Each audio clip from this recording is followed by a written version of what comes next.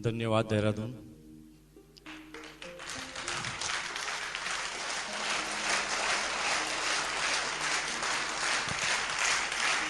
Thank you.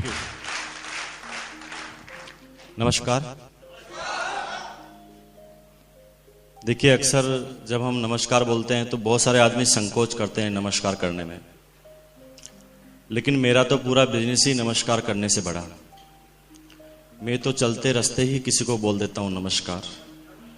मुझे अभी तक किसी ने भी नहीं बोला कि नमस्कार नहीं, वो भी कहता है नमस्कार, और इस नमस्कार की कहानियां लिखी गई हैं। और मैं आपको बता दूं कि हिंदुस्तान की गवर्नमेंट ने हर उस चीज पर टैक्स जो सर्विस में हम लेते हैं, चाहे वो किसी हो या कोई वस्तु हो, उन हर चीज पर टैक्स लगाया। और एक जानकारी के मुताबिक, क्योंकि आरसीएम वाले नमस्कार बहुत बोलते हैं, तो हिंदुस्तान की गवर्नमेंट सोच रही है कि नमस्कार के ऊपर भी, तो जब तक ये टैक्स लग जाए उससे पहले भैया खुलकर बोल लो नमस्कार, क्योंकि उसके बाद हम टू द पॉइंट बात करेंगे कि आज हम बात कर रहे हैं आरसीएम बिजनेस की। इससे पहले मैं आपको थोड़ा सा इंट्रोडक्शन दे दूं। मेरा मसल मुकेश कोठारी मेरा नाम है। राजस्थान की सिटी है भीलवाड़ा, वहां का मैं रहने वाला हूं। और आज इस बिजनेस की बात कर रहे हैं। पीछे एक बैनर लगा है और पिछले 45 मिनट से आप ये बार बार सुन रहे हैं आरसीएम बिजनेस। तो आपको अभी तक ये पता चल चुका है कि आज हम जिस बिजनेस की बात कर रहे हैं उसका नाम है आरसीएम बिजनेस। जिस बिजनेस की अभी मैं कुछ चंद मिनटों में आपके साथ बात करूंगा, इस बिजनेस को ठीक पिछले 5.25 सालों से मैं लगातार जीता हूं, मैं सीखता हूं, मैं करता हूं। इन 5.25 सालों में लगातार इस बिजनेस को करने के बाद मुझे इस बिजनेस से क्या मिला है, क्या मिलने वाला है, यह बिजनेस क्या है, इसका फ्यूचर क्या है, इसका स्कोप क्या है, इसका विजन क्या है, इसे क्यों करना चाहिए, इसे कैसे किया जाता है और इसे कब किया जाता है, ये सारी बातें मेरे अपने अनुभव के आधार पर अगले कुछ चंद मिनटों में आपके साथ शेयर करूंगा। यूं कहे तो मेरा यहां पर आना का उद्देश्य कुछ थोड़ा अलग है। मैं आज आपको सिर्फ अपने अनुभव शेयर करने आया हूं। यूं तो बहुत बड़ी बड़ी किताबें मैंने नहीं पढ़ी है, मेरी एजुकेशन भी ज्यादा नहीं है, लेकिन इन 5.25 सालों में मेरे अनुभव इस बिजनेस में हैं। यूं कहे तो जिंदगी के अनुभव में आप मेरे से कहीं ज्यादा हैं, और आप मुझे कहीं मायनों में अपनी जिंदगी के बारे में तो मुझे समझा सकते हैं, लेकिन इस बिजनेस के बारे में थोड़ा सा आपसे ज्यादा मुझे 1% नॉलेज है, और वही शेयर करने के लिए आया हूं। और शॉर्ट में अगर देसी भाषा में मैं बोलूं तो आज मैं आपको क्या बताऊंगा, मैं ये बताऊंगा कि ये एक दीवार है। इस दीवार पर हमने पिछले 5.25 सालों में 50 बार अलग अलग टेक्निक से सिर फोड़ा है, और जब भी सिर फोड़ा है तो हमारे चोट लगी है, और चोट की साइज क्या क्या थी। और आज मैं वही बताने आया हूं कि भैया ऐसे सिर फोड़ते हैं तो चोट लगती है, ये सिर्फ आप मत फोड़ना, क्योंकि हमने सिर फोड़ फोड़ के सीखा, इसलिए 5.25 साल लगे, आपको 2 साल ही लगेगा अगर आप मेरी बात को समझ जाएंगे तो।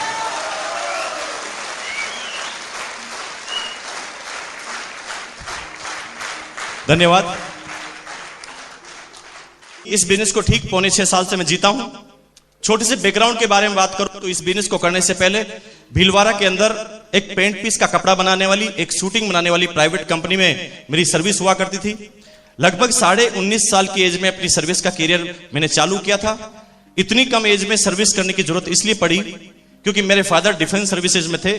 फिटनेस उनका साथ नहीं देती थी, जिसका नतीजा था कि उन्हें उस समय कंपल्सरी रिटायरमेंट लेना पड़ा।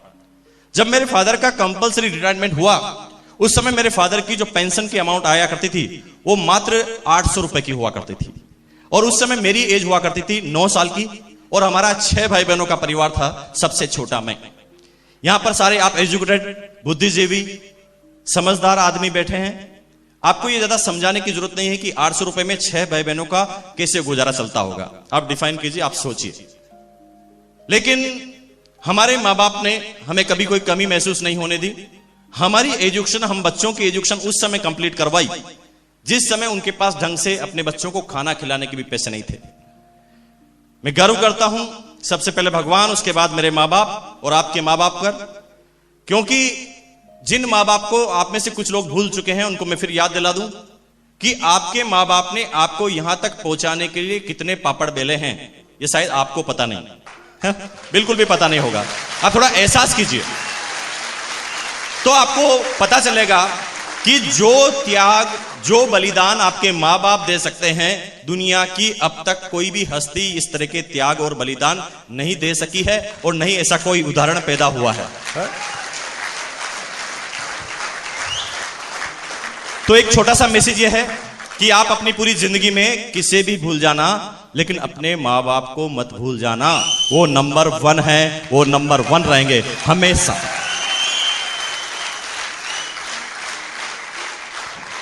इस बिजनेस पर इस बात का कोई ज्यादा फर्क नहीं पड़ेगा, लेकिन आपकी जिंदगी पे बहुत बड़ा फर्क पड़ेगा, है ना, अगर आप अपने मां बाप को नहीं भूले तो। ठीक है जी, धन्यवाद। तो हमारे मां बाप ने उस समय हमारी एजुकेशन कंप्लीट कराई, हमें कभी कोई कष्ट महसूस होने नहीं दिया। लेकिन मैं जब 9 साल का था तो मेरे फैमिली के अंदर जो भी एक्टिविटीज होती थी मैं उसको गौर से देखता था। हालांकि उस समय मैं समझता नहीं था, लेकिन जब मैं आज उन चीजों को याद करता हूं तो मेरा दिल पूरा भर आता है। मुझे वो दौर अच्छी तरह याद है कि मेरे बड़े भाई और बड़ी सिस्टर कॉलेज में पढ़ा करते थे जब मैं 9 साल का था। तो एग्जाम जब होता था तो एग्जाम के दिनों में उन्हें चाय पीने की इच्छा होती थी रात को पढ़ाई के दौरान। तो कभी घर में चाय नहीं मिला करती थी, चाय की पत्ती नहीं मिला करती थी, और कभी घर में दूध नहीं मिला करता था। मुझे वो दौर भी अच्छी तरह याद है जब हमारी 2 बड़ी सिस्टर की शादी हुई। मैं छोटा था, फादर के पास शादी करने के लिए जमा पूंजी नहीं थी। इसका नतीजा क्या था कि हमारा एक पुश्तैनी मकान था, उस मकान को सेल आउट करना पड़ा फादर को। उस मकान के पैसे जो आए उससे हमारी 2 सिस्टर की शादी हुई। लेकिन जब 2 सिस्टर की शादी हुई तो हमारा आधा मकान सेल आउट हो चुका था। अब हमारे पास एक रूम और एक किचन बचा था। रूम के अंदर हम सारे भाई बहन सोया करते थे चारों, और किचन के अंदर हमारे मां बाप। 95% जो हमारे रिश्तेदार जो थे वो सारे के सारे समझदार थे, 95%। लेकिन 5% ऐसे रिश्तेदार थे जो ज्यादा समझदार नहीं थे।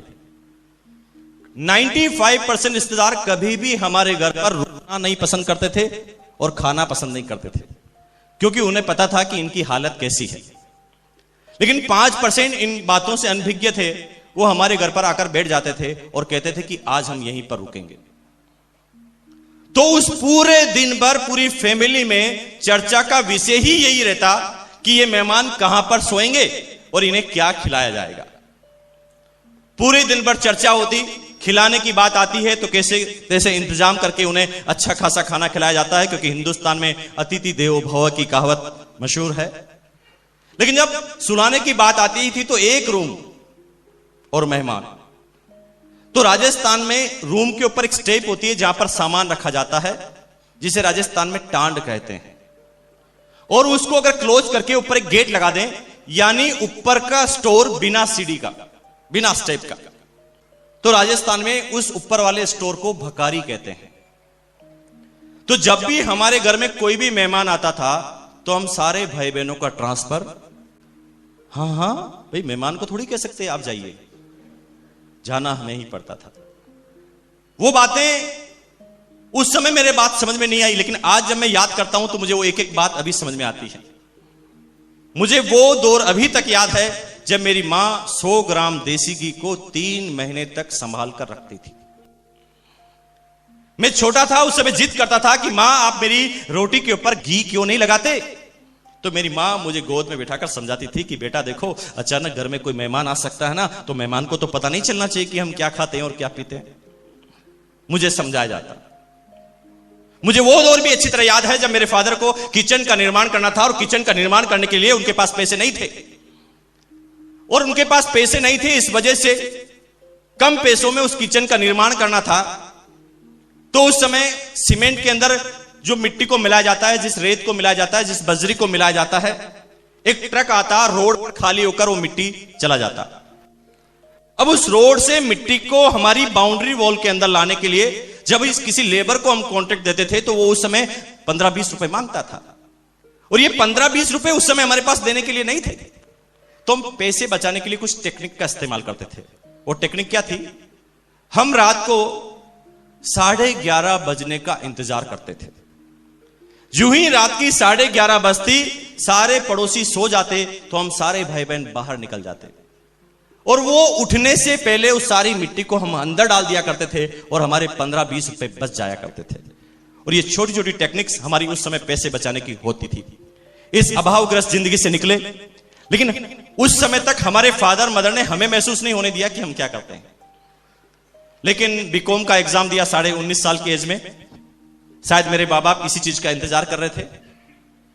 एग्जाम देते ही मैं घर पर आया। घर पर आते ही जो ही मैं अपने रूम में गया, अपनी शर्ट को हैंगर पे लगाई, मेरी मदर मेरे पास आती है और धीरे से कहती कि मुकेश, आज तुम्हें एक बात बताते हैं कि तुमने जो आज एग्जाम दिया है ये तुम्हारा अंतिम एग्जाम है हमारी तरफ से, हम तुम्हें आगे नहीं बढ़ा पाएंगे। जब ऐसी बात मुझे बताई गई तो जीवन के सारे सपने उसी समय चकनाचूर होते हुए नजर आए। लेकिन मां बाप ने ये बात हमें बोली तो कोई ना कोई सोच के साथ बोली होगी, और इसी चीज को मैं उस समय सोचने लगा। लेकिन थोड़ी देर बाद मेरी मदर ने आंसू निकालते हुए कहा कि नहीं, तुम इसका उल्टा अर्थ मत ले जाना। इसका मतलब ये नहीं है कि तुम्हें हम पढ़ने से रोकते, बस फर्क इतना सा आएगा कि पहले तुम्हारी पढ़ाई का खर्चा हम उठाते थे, अगर अब तुम्हें पढ़ना है तो तुम तुम्हारा खर्चा खुद हटाओ, खुद निकालो, क्योंकि आज के बाद हम तुम्हारी पढ़ाई के ऊपर कोई पैसा नहीं खर्च करेंगे, क्योंकि हमारी जितनी भी ताकत और कैपेसिटी थी वो अभी हमने कर बताया है। अब सोचिए, मां बाप का कोई कंपैरिजन है? मां बाप अभी भी कह रहे हैं कि हम तुमसे खाना नहीं चाहते, तुम अभी भी पढ़ सकते हो, सिर्फ अपनी खुद की इनकम जनरेट करो पढ़ाई के दौरान। जीवन की हकीकत से सामना हुआ। भीलवाड़ा के अंदर नौकरी की तलाश में दौड़ने लगा। उस समय हमारी फैमिली के पास न कोई जैक होता था और न ही कोई चेक होता था। उसी का नतीजा था कि 1 महीने तक लगातार दौड़ लगाई पूरे भीलवाड़ा में, सर्विस नहीं मिली। घर पर आकर थक कर बैठ गया। एक दिन दोस्त के फादर ने मुझे बुलाया, मुझे एक विजिटिंग कार्ड हाथ में थमाया और मुझे कहा गया कि इस कंपनी में जाइए, आपको सर्विस मिल जाएगी। मुझे विश्वास नहीं था, क्योंकि 1 महीने तक चक्कर लगाकर मैं समझ चुका था कि ये सब फालतू की बातें हैं, कोई किसी का साथ नहीं देता। इस दुनिया में सबका साम्राज्य अपने आप को खड़ा करना पड़ता है। लेकिन कहते हैं कि 1% आशा की वजह से मैं उस कंपनी में उस कार्ड को लेकर पहुंचा। मेरे से नाम पूछा गया और कहा गया कि आप कल से आ जाइए। मुझे आश्चर्य हुआ, मुझे शौक लगा कि क्या ये सच है, लेकिन वास्तव में वो मुझे यही कह रहे थे कि आप कल से आ जाइए। मैंने उस समय अपने मैनेजर से यह तक नहीं पूछा कि आप कितनी सैलरी दोगे, क्योंकि बात सैलरी का विषय नहीं थी, बात थी नौकरी मिलने का क्वेश्चन। और मैंने कहा सर्विस मिल गई, अब मुझे क्या चाहिए, और मैं घर पर आ गया। अगले ही दिन तैयार होकर ऑफिस पहुंच गया। पहला दिन ऑफिस का टाइम था 10:30 का और मैं पहुंच गया 9:30 बजे। कहते ना कि जब कोई चीज बड़ी मुश्किल से मिलती है तो उसकी अवेयरनेस अपने आप पैदा होती है। जैसे हमारी ऑक्सीजन बड़ी आराम से मिलती है तो उसकी अवेयरनेस हमारे अंदर नहीं है। अगर आपको बता दूं कि 1, 1.5, 2 मिनट भी अगर आपकी ऑक्सीजन को रोक लिया जाए तो शायद आप इस संसार में जीवित नहीं रहेंगे। जिस चीज की इतनी बड़ी वैल्यू कि जिसके बिना जीवित नहीं रहा जा सकता, लेकिन उसकी हमारे जीवन में कोई वैल्यू नहीं। जहां जाते हैं वहां, अरे दोस्त, उसकी वैल्यू समझनी है तो उस व्यक्ति से पूछना जिसका अभी ऑपरेशन हुआ है, आईसीयू में उसे रखा गया है, ऑक्सीजन का मास्क उसके ऊपर लगाया गया है, वो होश में है। उसके कान में धीरे से बोलना, भैया 2 मिनट के लिए हटा दूं, तब उसकी वैल्यू का उसे पता चलता है। तो दोस्त, आपका जीवन इस दुनिया में लेना कितना बड़ा वैल्यूबल काम है, इसको आप महसूस करें। आपका ये शरीर जो है, इसकी वैल्यू को समझें। अगर मेडिकल साइंस में आपकी शरीर की वैल्यू को निकाला जाए तो करोड़ों रुपए की है, हम नहीं समझे अभी तक। मेरे दोस्त का एक हाथ फ्रैक्चर हुआ, पूरा हाथ निकल गया बाहर। एक टेक्नोलॉजी के तहत उसे अमेरिका में वापस लगाया जा सकता था। मेरे दोस्त के फादर पैसे वाले थे, उन्होंने फटाफट वीजा हुए और इमरजेंसी वीजा के साथ उन्हें अमेरिका शिफ्ट किया गया और वो हाथ का ट्रीटमेंट हुआ। लगभग 20 से 25 लाख रुपए खर्च हुए, हाथ सही हो गया। उस दिन मुझे वास्तव में अपने हाथ की कीमत का वैल्यू पता चली। मैंने कहा, भैया मेरा हाथ 20 लाख का एक, मेरे माँ बाप इस हाथ में 20 लाख रुपए उनके पास अगर हो तो वो खर्च कर सकते हैं, तो एक हाथ 20 लाख का तो दूसरा कितने का हुआ? तो 40 लाख के तो हाथ, तो 40-40 लाख की टांगे भी होगी। हाथ और पैरों को मिलाया जाए तो लगभग 1.5 करोड़ रुपए के तो हाथ पैर आपके, जो इंडियन साइंस में उसकी रेट है।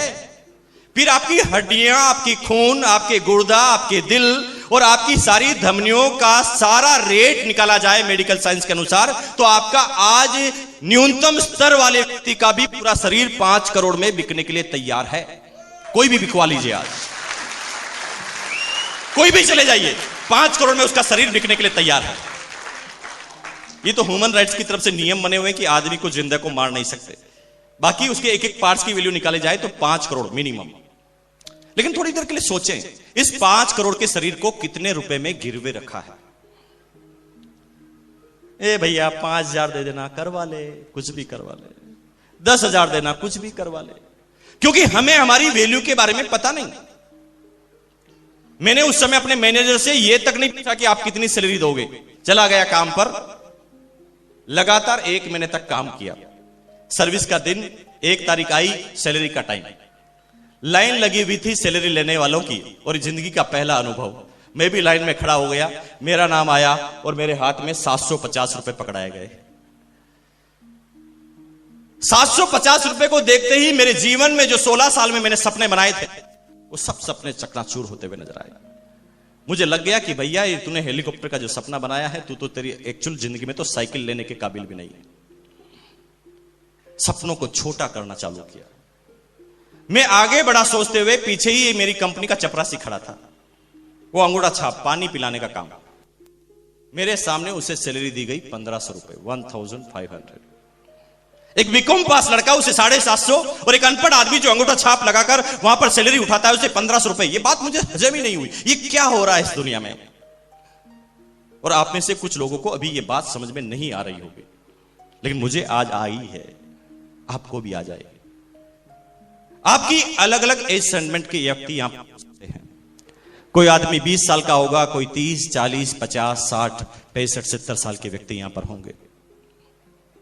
लेकिन मैं आपको बता दूं कि आप 65 और 70 साल के व्यक्ति हैं, लेकिन अगर आपने अपने सपनों को खो दिया है तो आप जीरो हैं।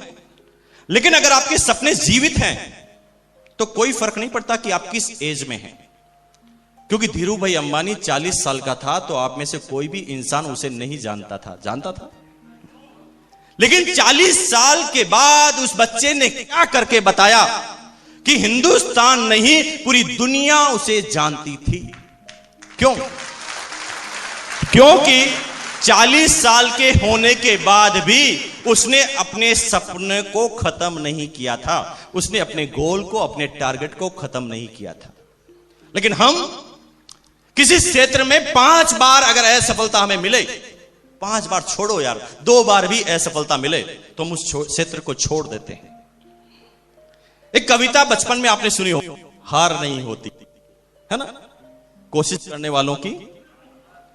उस जीवन में इस कविता को हमने इतनी बार अंदर डाला है कि वो पूरी कविता हमें याद हो गई, लेकिन कभी भी हम में से किसी इंसान ने उस कविता का एक भी शब्द अपने जीवन में नहीं उतारा, नहीं उतारा। अगर आप इजाजत दें तो वो कविता आपको याद दिलाऊं, मैं वापस दिलाऊं, क्योंकि इस बार कविता को आप सुनने के हिसाब से मत सुनना, इस बार महसूस करने के हिसाब से सुनना। जिंदगी में अब तक ये कविता आपने सुनी है, लेकिन आज इसको महसूस कर लेना कि कामयाबी लिखी कहां से जाती है। क्योंकि उस कविता का जो शीर्षक था, हार नहीं होती। रिपीट कर रहा हूं, इस बार महसूस कर लेना, क्योंकि अगली बार जब ये कविता आपके सामने आए तो आप पूरे हिल जाने चाहिए। इसमें लिखा है, लहरों से डरकर नौका पार नहीं होती, कोशिश करने वालों की कभी हार नहीं होती। नन्ही चींटी जब दाना लेकर चलती है, नन्ही चींटी जब दाना लेकर चलती है, चढ़ती दीवारों पर 100 बार फिसलती है।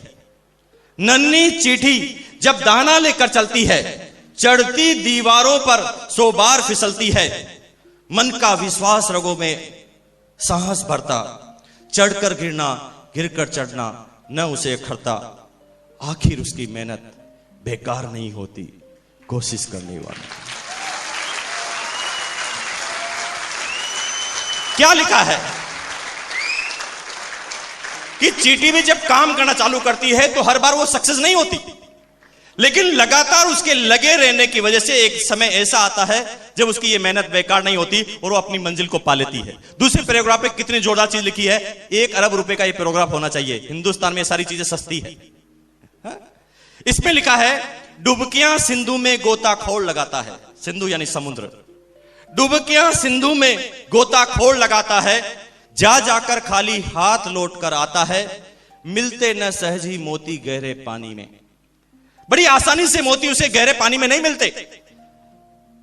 मिलते न सहजी मोती गहरे पानी में, बढ़ता दूना उत्साह इसी हैरानी में। अब वहां कम नहीं होता वो, जब उसके हाथ में मोती नहीं आता है तो वो पहले से डबल एक्साइटेड होता है और अब कहता है कि यस, अब मैं इस बार तो अपने मोती पे लेकर रहूंगा। फिर डुबकी लगा देता है। बढ़ता दूना उत्साह इसी हैरानी में, मुट्ठी उसकी खाली हर बार नहीं होती, कोशिश करने वालों की कभी हार नहीं। हर बार नहीं होता कि उसकी मुट्ठी खाली हो। उसके उत्साह से जब वो बार बार गोता लगाता है तो एक दिन उसकी मुट्ठी में कुछ होता है। लेकिन अंतिम पैराग्राफ 2 करोड़ का, उसमें लिखा है, असफलता एक चुनौती है, स्वीकार करो। हम 90% आदमी जब असफल होते हैं तो उसे स्वीकार नहीं करते। हम उस असफलता से बचने के लिए यह सारा भार दूसरे के सिर पर मढ़ देते हैं। मैं सफल इसलिए नहीं हुआ क्योंकि कंपनी खराब है। मैं सफल इसलिए नहीं हुआ कि मेरी पत्नी मेरे पर साथ नहीं देती। मैं सफल इसलिए नहीं हुआ कि मेरे डिस्ट्रीब्यूटर सारे दिमागदार नहीं है। मैं इसलिए सफल नहीं हुआ क्योंकि मैं अकेला कमिटेड हूं, मेरी डाउनलाइन कमिटेड नहीं है। हम लोगों के ऊपर ये सारी बातें थोपने चालू करते हैं। लेकिन आज से ऐसा मत करना दोस्त। जब भी असफल हो तो अपने आप को यह बात स्वीकार करना कि कहीं न कहीं मेरे अंदर कमी रह गई है। क्या लिखा है? यह लिखा है, असफलता एक चुनौती है, स्वीकार करो क्या कमी रह गई, देखो और सुधार करो। जब तक ना हो सफल तुम, नींद चैन की त्यागो तुम, संघर्षों का मैदान छोड़ मत भागो तुम। कुछ किए बगैर जय जयकार नहीं होती, कोशिश करने वालों की कमी। तो ये कविता, इस कविता में वो सारी बातें लिखी गई है जो आदमी को सफल बनाती है। धीरूभाई अंबानी जब उसकी डेथ हुई तो 65,000 करोड़ का साम्राज्य उसने खड़ा कर दिया और 40 साल की एज में आप में से कोई आदमी उसे नहीं जानता था। और यही मैसेज है, जिंदगी में ये 1% भी मायने नहीं रखता कि अभी आप कहां हैं। कोई फर्क नहीं पड़ता अभी आप किस पोजीशन में, इससे 1% भी फर्क नहीं पड़ता यदि आपके सपने जीवित हैं तो। जिंदगी में ये 1% भी मायने नहीं रखता कि अभी आप कहां हैं। मायने तो ये रखता है कि आपको जाना कहां है। आपका गोल, आपका डेस्टिनेशन, आपका स्टेशन अगर आपको पता है कि आपकी मंजिल क्या है, और अगर आपको यह पता है कि आपकी मंजिल क्या है, तो कोई फर्क नहीं पड़ता कि अभी आप कहां हैं। लेकिन 90% आदमियों की मंजिल खत्म हो जाती है 2-3 बार असफलताओं के बाद। जब आदमी 5,000 से अपनी सर्विस को चालू करता है, 10,000, 15,000, 20,000 तक पहुंचते पहुंचते उसे पता चल जाता है कि भैया ये करोड़ों रुपए के जो मैंने सपने देखे हैं ये सब झूठे हैं, मेरे शायद इस जिंदगी में पूरे नहीं होंगे। और अपने सपनों को चकनाचूर कर देता है और एक साधारण सी जिंदगी वो बिताने लग जाता है। और कब उसकी जिंदगी आउट हो जाती है उसे भी पता नहीं चलता। कब वो 90% आदमियों की श्रेणी में पता चल जाता है, लोगों को पता भी नहीं चलता। अगर आप इस बात से सहमत नहीं है तो मैं आपको याद दिला दूं, हमारी अपलाइन कहती है कि आप सब लोग अपने पिताजी और दादाजी का नाम जानते होंगे, लेकिन मैं अगर आपसे बात करूं कि आपके दादाजी के पिताजी के पिताजी के पिताजी, यानी आपके परदादाजी के पिताजी, उसके नाम को पूछने की मैं बात करूं तो लगभग 90% आदमी अभी फेल हो जाएंगे। 95-98% आदमी फेल हो जाएंगे, उन्हें उनके परदादाजी के पिताजी का नाम पता नहीं है। तो क्या यह एहसान फरामोश वाली बात नहीं है? जिसकी वजह से आप हैं उसी को भूल गए। मैं बात सिर्फ क्वेश्चन पूछ रहा हूं, मुझे भी पता नहीं है, मैं सिर्फ क्वेश्चन पूछ रहा हूं। क्यों? क्योंकि वो भी कहीं ना कहीं हमारे जैसे श्रेणी में थे। महात्मा गांधी की बात करें तो वो 4थी पीढ़ी में आते हैं आपके। महाराणा प्रताप की बात करें तो 20वीं पीढ़ी में आते हैं। बड़े बड़े रानी लक्ष्मीबाई से लगाकर मीराबाई तक अगर आप सबकी बात करें तो आपकी 25वीं, 30वीं, 50वीं पीढ़ी में आते हैं। फिर भी उनका नाम आपको अच्छी तरह पता है, लेकिन आपके दादाजी के नाम को भूल गए। जो आपके रिश्ते में कुछ नहीं लगता उसे याद कर लिया, और जो रिश्ते में सब कुछ लगता है उसे भूल गए। सिंपल सी बात है। महात्मा गांधी ने कुछ किया, सरदार वल्लभ भाई पटेल ने कुछ किया, महाराणा प्रताप ने कुछ किया, नाम याद है। हमारे दादाजी के दादाजी ने ऐसा कुछ किया ही नहीं। तो क्या उसी श्रेणी में हम आना चाहते हैं? क्या उसी दौड़ में हम भी अपनी लाइन में लग जाना चाहते हैं? अगर नहीं तो आज से वो जो आपने 16 साल की एज में सपने देखे हैं उसको फिर जीवित करो। 10 सेकंड के अंदर वो आंख बंद करो, सोचो कि आपने 16 साल की एज में क्या देखा था, अपना सपना क्या बनाया था, अपना गोल क्या बनाया था, अपना टारगेट, और फिर खोल दीजिए उस टारगेट को। क्योंकि जब तक आप उस टारगेट को नहीं देखेंगे आपके अंदर शक्ति का संचार नहीं होगा। क्योंकि जिस आदमी का कोई टारगेट ही नहीं होता वो जिंदगी में कहीं पर भी नहीं पहुंचता। एक आदमी का टारगेट यहां से दिल्ली जाने का है, वो बस स्टैंड पर जाता है, दिल्ली की टिकट लेता है, दिल्ली की बस में बैठ जाता है, दिल्ली पहुंच जाता है। लेकिन एक आदमी हमारी तरह जहां पर जाता है, डिपो पर जाकर वहां पर बुकिंग पर जाकर कहता है ये भाई साहब लो 100 का नोट और दे दो एक टिकट। वो पूछे कहां की? कहीं की भी दे दो भैया।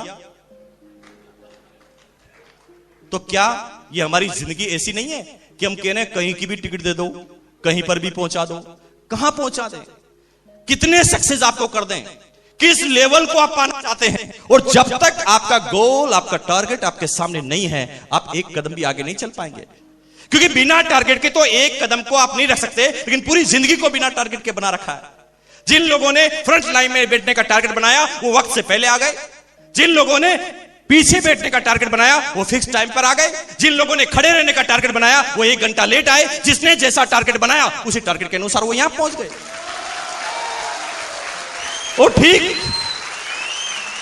और ठीक हमारी पूरी जिंदगी में हमारे साथ यही होता है कि उस टारगेट को पूरा करने के प्रति हमारी तैयारी क्या है, हमारा कमिटमेंट क्या है, हमारा गोल क्या है, उसके ऊपर हमारे टारगेट पूरे होते हैं। लेकिन 750 की सर्विस को मैं करने लगा, जिंदगी की हकीकत का सामना हुआ। उस समय मैं इन बातों पे नहीं सोचता था, क्योंकि मैं भी एक जनरल आदमी की तरह उस जीवन को जी रहा था। मुझे लगा था कि भैया ये सपने छोड़ दो, सपने देखना बंद कर दो, ये हमारे बस की बात नहीं। 11 महीने तक काम किया 750 की सर्विस में। 11 महीने बाद मैंने सोचा, एक दिन रात को उठकर मेरे अंदर एक संचार आया और मैंने अपने दिमाग से पूछा। मैं अपने दुनिया में सबसे बड़ा मित्र अपने दिमाग को मानता हूं, दुनिया पड़ोसी को मानती है। लेकिन आज से जब भी कोई शंका हो, जब भी कोई प्रॉब्लम हो, लोगों से मत पूछना कि इस प्रॉब्लम का हल क्या है। जब अपना मन शांत हो तो अपने ही दिमाग से पूछना कि इस चीज का हल क्या है। क्योंकि दुनिया में जो आपका दिमाग आपको राय दे सकता है, दुनिया की कोई भी वस्तु, दुनिया का कोई भी कंप्यूटर उस तरह की राय आपको नहीं दे सकता। लेकिन जरूरत क्या है कि आपका दिमाग उस समय शांत हो। अगर आप गुस्से में किसी क्वेश्चन का आंसर आप पूछेंगे तो उल्टा सीधा आंसर देगा। मन शांत हो। रात को 11:30 बजे 12 बजे उठने के बाद मैंने अपने दिमाग से पूछा, भैया क्या मुकेश कोठारी तू 750 के लिए पैदा हुआ है? दिमाग ने कहा नहीं भैया, तू 750 के लिए पैदा नहीं हुआ है, तुझे कुछ और करना है। उस दिन पता नहीं क्या ताकत मेरे अंदर आई कि मैं अगले दिन जब ऑफिस गया तो सबसे पहले मैंने अपने 4 साथियों को मेरे पास बुलाया और मैंने कहा, भैया मैं 750 के लिए पैदा नहीं हुआ हूं, मैं ये सर्विस छोड़ने वाला हूं, कुछ और करने वाला हूं। जोश जोश में ये बात मैंने अपने साथियों को बता दी। मेरे साथी मेरे सामने मुस्कुराए और उनमें से एक साथी ने मेरे बॉस को यह बात बता दी। मेरे बॉस ने मुझे चेंबर में बुलाया, पसीने निकल गए क्योंकि अब हकीकत की बात होने वाली थी। क्योंकि मुझे लगता था कि अब ये पूरा मेरे सामने रेजिग्नेशन लेटर आएगा। लेकिन मेरे बॉस ने मुझे बुलाया और कहा कि मुकेश जी, कुछ लोगों के जरिए पता चला कि आप इस कंपनी को छोड़ रहे हैं। मैं ना हाँ बोल पाया ना बोल पाया, क्योंकि अब हकीकत का सामना था। लेकिन मेरा बॉस मुझे क्या कहता है कुछ ही सेकंडों के बाद, उसने कहा नहीं, आप जो डिसीजन ले रहे हैं वो गलत ले रहे हैं। हमारी कंपनी में आपके लिए बहुत बड़ा फ्यूचर है और हमने ऐसा सोच लिया है कि अगले महीने से हम आपको 500 रुपए का इंक्रीमेंट दे रहे हैं। मैं डर रहा था और काम हो गया उल्टा। अब मैंने फिर क्वेश्चन किया अपने दिमाग से, बता दिमाग, अब तुझे सर्विस छोड़नी चाहिए? तो दिमाग कहता अब कर, 500 का लग गया ना। फिर करने लगा, फिर 11 महीने तक 1250 में काम किया। फिर ऐसी बात उपजी, फिर मैंने अपने दोस्त को बताया, फिर उसने बॉस को बताया, बॉस ने फिर मुझे 1000 का इंक्रीमेंट दे दिया। और यूं कहे तो जब जब भी मैं कुछ सोचता था अपनी जिंदगी के बारे में, तब तब मुझे 1000 रुपए का इंक्रीमेंट दिया जाता था। और यूं अगर सही शब्दों में बात करें तो मेरी जिंदगी का अब अगर सबसे बड़ा कोई दुश्मन रहा है तो मेरी सर्विस में मेरा इंक्रीमेंट, जो मुझे न तो जीने देता था और न ही मुझे उस क्षेत्र में मरने देता था। जब भी मैं कुछ करने की सोचता था मुझे 1000 रुपए के इंक्रीमेंट से थोपा जाता था। क्योंकि मैं कुछ एक ऐसी सनसनीखेज बात बताने वाला हूं जो अब तक दुनिया के किसी भी लीडर ने स्टेज से नहीं बोली है, मैं बोलूंगा। लेकिन मेरा आज मैसेज ये नहीं था होगा कि आप जो भी सर्विस करते हैं वो छोड़ देना। नो, ये मैसेज नहीं है मेरा। मेरे मैसेज को समझना। सर्विस हमेशा वो इंसान करता है जिसका अपना खुद का कोई टारगेट नहीं होता, इसलिए वो अपने बॉस के टारगेट के लिए काम करता है। क्योंकि उसका बॉस का बहुत बड़ा टारगेट होता है, तो अपने पूरे जीवन हम अपने बॉस के टारगेट को पूरा करने में लगाते हैं। जब भी हमारे बॉस को यह पता चलता है कि ये मेरे टारगेट को पूरा करने के लिए सबसे महत्वपूर्ण इंसान है, तो जब भी आप छोड़ते हैं कि मैं छोड़ूंगा, तो आपको 1000 रुपए के इंक्रीमेंट से नवाजा जाता है। तो नियम क्या है, फॉर्मूला क्या है? फॉर्मूला यह है कि अगर आपको 10,000 रुपए सैलरी मिलती है तो सीधा सीधा आप 1 लाख के आदमी हैं। क्योंकि दुनिया का कोई भी बिजनेसमैन, दुनिया का कोई भी एम्प्लॉयर आपको 10,000 की सर्विस जब भी देगा जब वो 1 लाख का आदमी है, तभी तो 90% उसका प्रॉफिट होगा। अगर आप 10,000 के आदमी हैं और 10,000 ही सैलरी देगा तो बताइए घाटे का सौदा नहीं है। आप खुद 1 लाख रुपए के आदमी हैं, इसलिए आपको 10,000 रुपए मिल रहे हैं।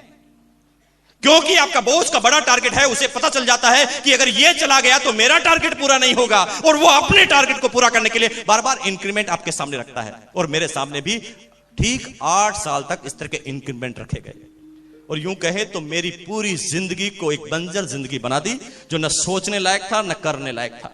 जब भी कुछ सोचता था इंक्रीमेंट लगता था।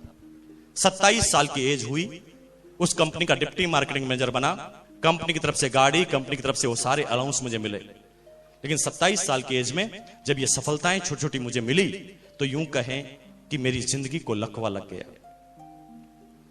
हमारी अपलाइन कहती है परफेक्शन इज पैरालिसिस। अगर आप सोचते हैं कि आप परफेक्ट हैं, आप परिपूर्ण हैं, तो समझ लो आपको लकवा लग गया है, आपको पैरालिसिस हो गया है। तो 27 साल की एज में जब इतनी अच्छी सैलरी मुझे मिलने लगी, तो मैंने लोगों की बातों को सुनना ही बंद कर दिया। क्योंकि मुझे ऐसा लगता था कि सबसे इंटेलिजेंट आदमी तो मैं हूं। मैं अपने फादर की बात सुनने के लिए मना कर देता था, मैं अपने भाइयों की बात सुनने के लिए मना कर देता था, मैं अपने दोस्तों की बात को नहीं मानता था। क्योंकि मेरे अंदर एक घमंड और एक ईगो आ गया था कि मुकेश कोठारी तू एक सक्सेसफुल इंसान है, तुझे दुनिया क्या समझा सकती है। खास तौर से ये जो लकवा है 2-3 तरह के आदमियों को लगता है, और आप में से अगर किसी आदमी को यह लकवा है तो आज ही खत्म कर लेना, क्योंकि आपकी जिंदगी की प्रोग्रेस में सबसे बड़ी बाधा ये 3 तरह के लकवे होंगे। पहला होता है एजुकेशन का लकवा, एजुकेशन का पैरालिसिस। जब एक आदमी थोड़ा ज्यादा पढ़ लिख जाता है तो कम पढ़े लिखे आदमी को वो कुछ समय के बाद पागल समझना चालू कर देता है। एक डॉक्टर को जब एक जनरल इंसान कोई बात करता है तो वो कहता है कि अच्छा तू समझाएगा मुझे। क्यों भाई, जिंदगी का कोई ऐसा अनुभव उसके पास नहीं हो सकता जो डॉक्टर के पास नहीं है? हो सकता है, लेकिन वो समझने की कोशिश नहीं करता उसको। एक ज्यादा पैसे वाले कम पैसे वाले की बात नहीं सुनता, और एक ज्यादा सम्मान का अधिकारी कम सम्मान वाले की बात नहीं सुनता। 3 तरह के लकवे पाए जाते हैं। मेरे पास भी वो एक तरह का लकवा आ गया, पैसों वाला। मैंने लोगों की बात को सुनना बंद कर दिया, और 8 साल तक मेरी कोई प्रोग्रेस नहीं हुई। मैं उसी तरह से एक बंजर जमीन में अपने जीवन को यापन कर रहा था। कहने को मैं बॉस था उस समय। 27 साल की एज में 80 आदमियों का मेरा स्टाफ था मार्केटिंग का, उनका मैं बॉस था। कहने को मैं उस समय भी सूट पहनता था, कहने को उस समय भी टाई लगाता था, उस समय भी लोग बाग मुझे बॉस कहकर बुलाते थे। लेकिन मैं इस फालतू के घमंड में चूर था। सतीश पंडित, ग्रेट लीडर, उसके बारे में उन्होंने एक कविता में लिखा कि तू जिसे चाहता उसे चाहता नहीं, इस झूठ से न खुद को परेशान कर, आराम कर। तू जिसे चाहता उसे चाहता नहीं, यानी आप जो हैं अभी सिर्फ आप बाहर से बता रहे हैं कि मैं संतुष्ट हूं, मैं आराम में हूं, मैं बहुत बढ़िया हूं, मैं करोड़पति हूं। आप सिर्फ बाहर से शो कर रहे हैं, लेकिन अंदर से हम खोखले हैं, यह हम खुद जानते हैं। हमें पता है कि जो हमारे सपने हमने देखे हैं, जो हम काम कर रहे हैं, उससे पूरा होने वाला नहीं है। मिस्टर गेटे ने लिखा है कि एक सर्विस क्लास आदमी जिंदगी भर करोड़पति नहीं बन सकता और नहीं बनता, क्योंकि वो अपनी जिंदगी का 50% पैसा तो करोड़पति दिखने में खर्च करता है। वो सिर्फ दिखाना चाहता है कि मैं करोड़पति हूं, इसलिए वो कभी करोड़पति बनता ही नहीं। वो सिर्फ दिखावे की जिंदगी को जीना चाहता है। और मैं भी उस समय दिखावे की जिंदगी, कहने को बॉस, लेकिन यूं कहे ना तो हालत क्या थी इस बॉस की मैं बता दूं। एक सर्विस क्लास आदमी की जिंदगी की हालत क्या होती है? एक महीने में 4 सप्ताह। पहले सप्ताह जब सैलरी मिलती है तो एक सर्विस क्लास आदमी किंग होता है, एक राजा होता है। जब वो 1 से 7 तारीख तक उसके पास पैसा होता है तो ये 1 से 7 तारीख उसकी निकलती है खुशी खुशी। वो किंग ऑफ द वर्ल्ड, पैसा उसकी जेब में, वो लगता है कि दुनिया का सबसे ताकतवर इंसान है। लेकिन जब दूसरा सप्ताह आता है 7 से 14, तो खुशी खुशी राजी खुशी में तब्दील हो जाता है, क्योंकि आधा पैसा खत्म हो चुका होता है। अब ज्यादा ना दुख रहता है ना खुशी रहती है। लेकिन जब एक सर्विस क्लास आदमी की जिंदगी में तीसरा सप्ताह आता है, 3rd वीक, तो खुशी खुशी राजी खुशी के बाद कसाकसी में तब्दील हो जाती है, क्योंकि तीसरे सप्ताह 80% गवर्नमेंट कर्मचारी अपनी जिंदगी को कसाकसी में जीते हैं और फिर वो 1 तारीख आने का इंतजार करते हैं। हर खर्चे को वापस 1 तारीख पे डालना चालू करते हैं। पत्नी बोलती है कि बच्चों की फीस भरनी है, तो पति बोलता है 1 तारीख को भरेंगे ना। कोई भी खर्चा वापस 1 तारीख के ऊपर। और जब तक वो 1 तारीख आती तब तक 50% की बैलेंस शीट वापस बन जाती है।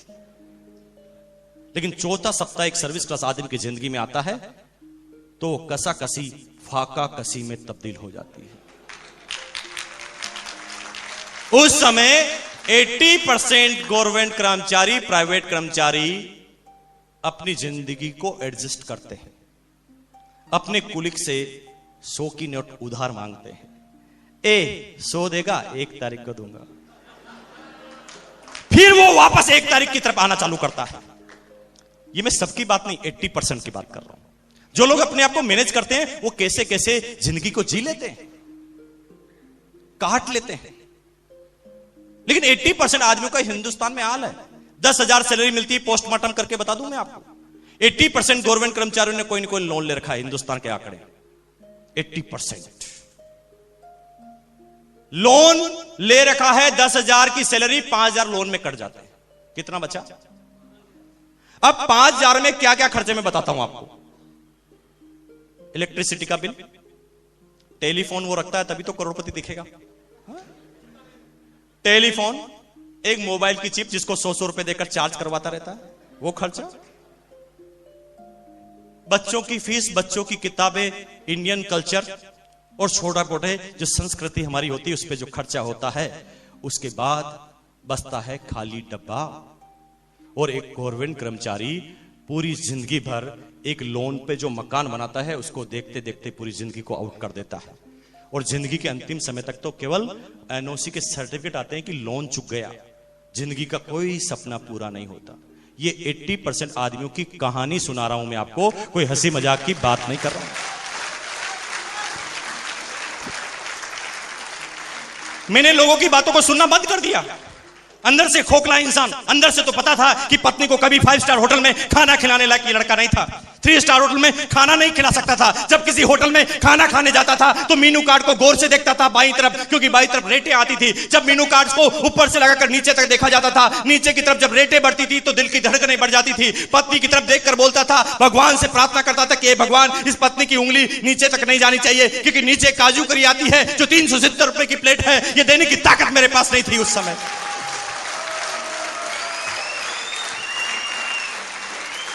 भगवान से सिर्फ प्रार्थना करता था, प्रार्थना कि रुक जाओ, ये उंगली यहीं पर रोक दो।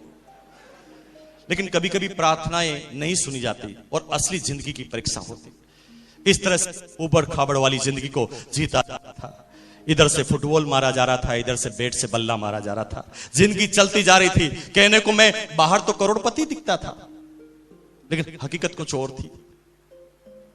जब पत्नी कहती थी कि साड़ी दिलाकर लाओ या किसी होटल में खाना खाएंगे या आज घूमने जाएंगे या पिकनिक मना के जाएंगे, तो माँ बाप भी खुश, बच्चे खुश, पत्नी खुश, क्योंकि बॉस की पत्नी है, बॉस के माँ बाप हैं। सारे लोग सीना तान कर चलते थे, लेकिन एक अकेला इंसान में होता था जो सब लोग सीना तान कर उम्र ढीला ढीला पीछे चलता था। लेकिन दिखावा इतना था कि पत्नी और बच्चों के सामने भी मैं दिखावा करता था। मेरी पत्नी जो ही पीछे मुड़कर मेरी तरफ देखती थी, मैं कड़क हो जाता था, लेकिन अंदर से खोखला इंसान था। और कभी कभी हम मर्द लोग जो है ना, हम सोचते हैं कि हमारी पत्नी को हमने समझा दिया। आप गलत फहमी में जी रहे हैं भैया। आपकी पत्नी आपसे समझी नहीं है, वो ये समझ गई है कि बेचारा है, कुछ नहीं कर सकता। कभी गलत फहमी में मत रहना कि आपने अपनी पत्नी को कन्विंस कर दिया है। वो जानती है कि अब इस जिंदगी में इस आदमी के सामने मैंने पल्लू बांधा है, पूरी जिंदगी निकालनी पड़ेगी, यही एडजस्टमेंट करना पड़ेगा, क्योंकि मुझे इस 10,000 की सैलरी में इससे ज्यादा कुछ नहीं मिल सकता। जब आप बच्चा कहता है ना कि क्रिकेट का बैट लेकर आओ, तो आप सोचें कि 90% चांस में झूठ बोल देते हैं अपने पिताजी कि बच्चे दुकान बंद हो गई थी। अरे खाक दुकान बंद हो गई थी, थोड़ा झांक कर देखो कि क्या बंद हो गया था आपका। और ठीक ये जिंदगी मेरी चलती थी, दिखाने की जिंदगी, अंदर से कुछ और, बाहर से कुछ और। बात सुनता नहीं था, लेकिन शुक्रगुजार हैं भगवान का, माँ बाप का, उसके बाद हमारी अपलाइन मिस्टर प्रहलाद राय का। आप सब लोग जोरदार ताली इसलिए बजाएं क्योंकि वो आप सब लोगों की भी अपलाइन है। क्योंकि एक जर्नल, एक साधारण सा शख्स जो उस मेरी कंपनी में मेरा इमीडिएट बॉस था, शायद भगवान मेरे लिए ही ये प्लानिंग लेकर आए थे। मैं दुनिया में किसी की बात सुनता नहीं था, सिर्फ डरता था अपने बॉस से। मेरे बॉस ने मुझे संडे के दिन, अगस्त 2000 के दिन मुझे बुलाया घर पर कि आ जाओ, मेरे घर पर एक बिजनेस मीटिंग है, तुम्हें शामिल होना है। मैंने डिटेल में पूछी तो उन्होंने कहा कि बिना पूंजी का व्यापार है। मैंने कहा दिमाग खराब करता है,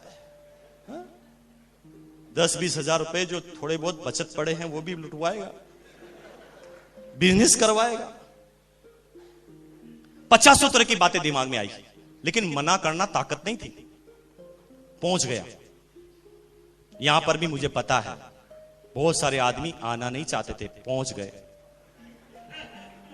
कुछ लोगों को जो जबरदस्ती किडनैप करके लाया गया,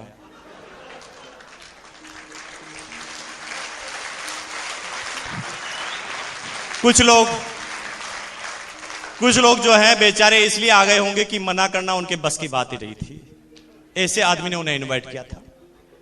और कुछ लोग इसलिए आ गए होंगे कि 15 बार पहले मना कर चुके थे, आज कोई बहाना नहीं बचा था, क्योंकि अब तक उन्होंने फैमिली में सबको एक एक बार ऊपर पहुंचा दिया था बहाने के अंदर। आज ये हो गया, आज वो हो गया, आज ये हो गया। 15 बार लगातार बनाया होगा, आज 16 बार आना पड़ा होगा, मजबूरी।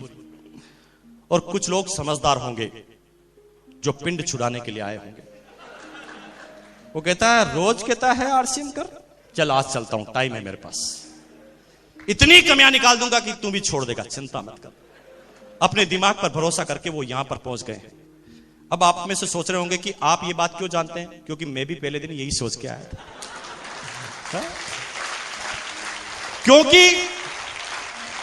क्योंकि बॉस को मना करना ताकत नहीं थी, लेकिन मैं अपने आप को बॉस से ज्यादा इंटेलिजेंट समझता था। 90% कर्मचारियों की प्रॉब्लम है, अपने बॉस से ज्यादा इंटेलिजेंट अपने आप को मानते हैं। उन्हें सबको पता है कि बॉस तो किस्मत के कारण आगे है, बाकी समझदार मैं हूं। सबको ऐसी गलतफहमी होती है। मुझे भी मेरा बॉस पागल लगता था। मैंने कहा ये किस्मत से आगे पहुंच गया, बाकी इसकी जगह मुझे होना चाहिए। लेकिन जब उसके सामने जाता था तो जबान भी पूरी नहीं खुलती थी। आधी बात में यस और नो होता था, दूसरा कोई वर्ड नहीं बोला जाता था। कितनी भयानक जिंदगी होती है एक कर्मचारी जिनके ऊपर बॉस होता है। और अगर ये बॉस से छुटकारा चाहते हो ना, तो मेरी बात को आज मान लेना। मुझे पता है, मेरे जयपुर में एक दोस्त आरजीएस अफसर है ना, वो संडे के दिन में गया घर पर, उसके घर पर जाकर बैठा, सोफे पर वो बैठा हुआ था, मैं भी उसके पास जाकर बैठा। बात करते करते ही अचानक फोन आया। फोन की आवाज सुनते ही चौंक गया। पहले आराम से बैठा था, सीधा हो गया और कहता है yes sir, yes sir, yes sir, yes sir, yes sir, yes sir, yes sir, yes sir. खड़ा हो गया। अरे मैंने कहा खड़ा क्यों हो गया, तेरा घर है भाई, तू बैठ जा, तेरा बॉस नहीं है यहां पर। यस सर बिना खड़े हो ही कर सकता है। लेकिन गुलामी का एक जोरदार जंजीर जो जकड़ी हुई है, उसे पता भी नहीं चलता कि वो घर पे है कि बाहर है, क्योंकि बॉस का फोन आते ही दिमाग खराब हो जाता है।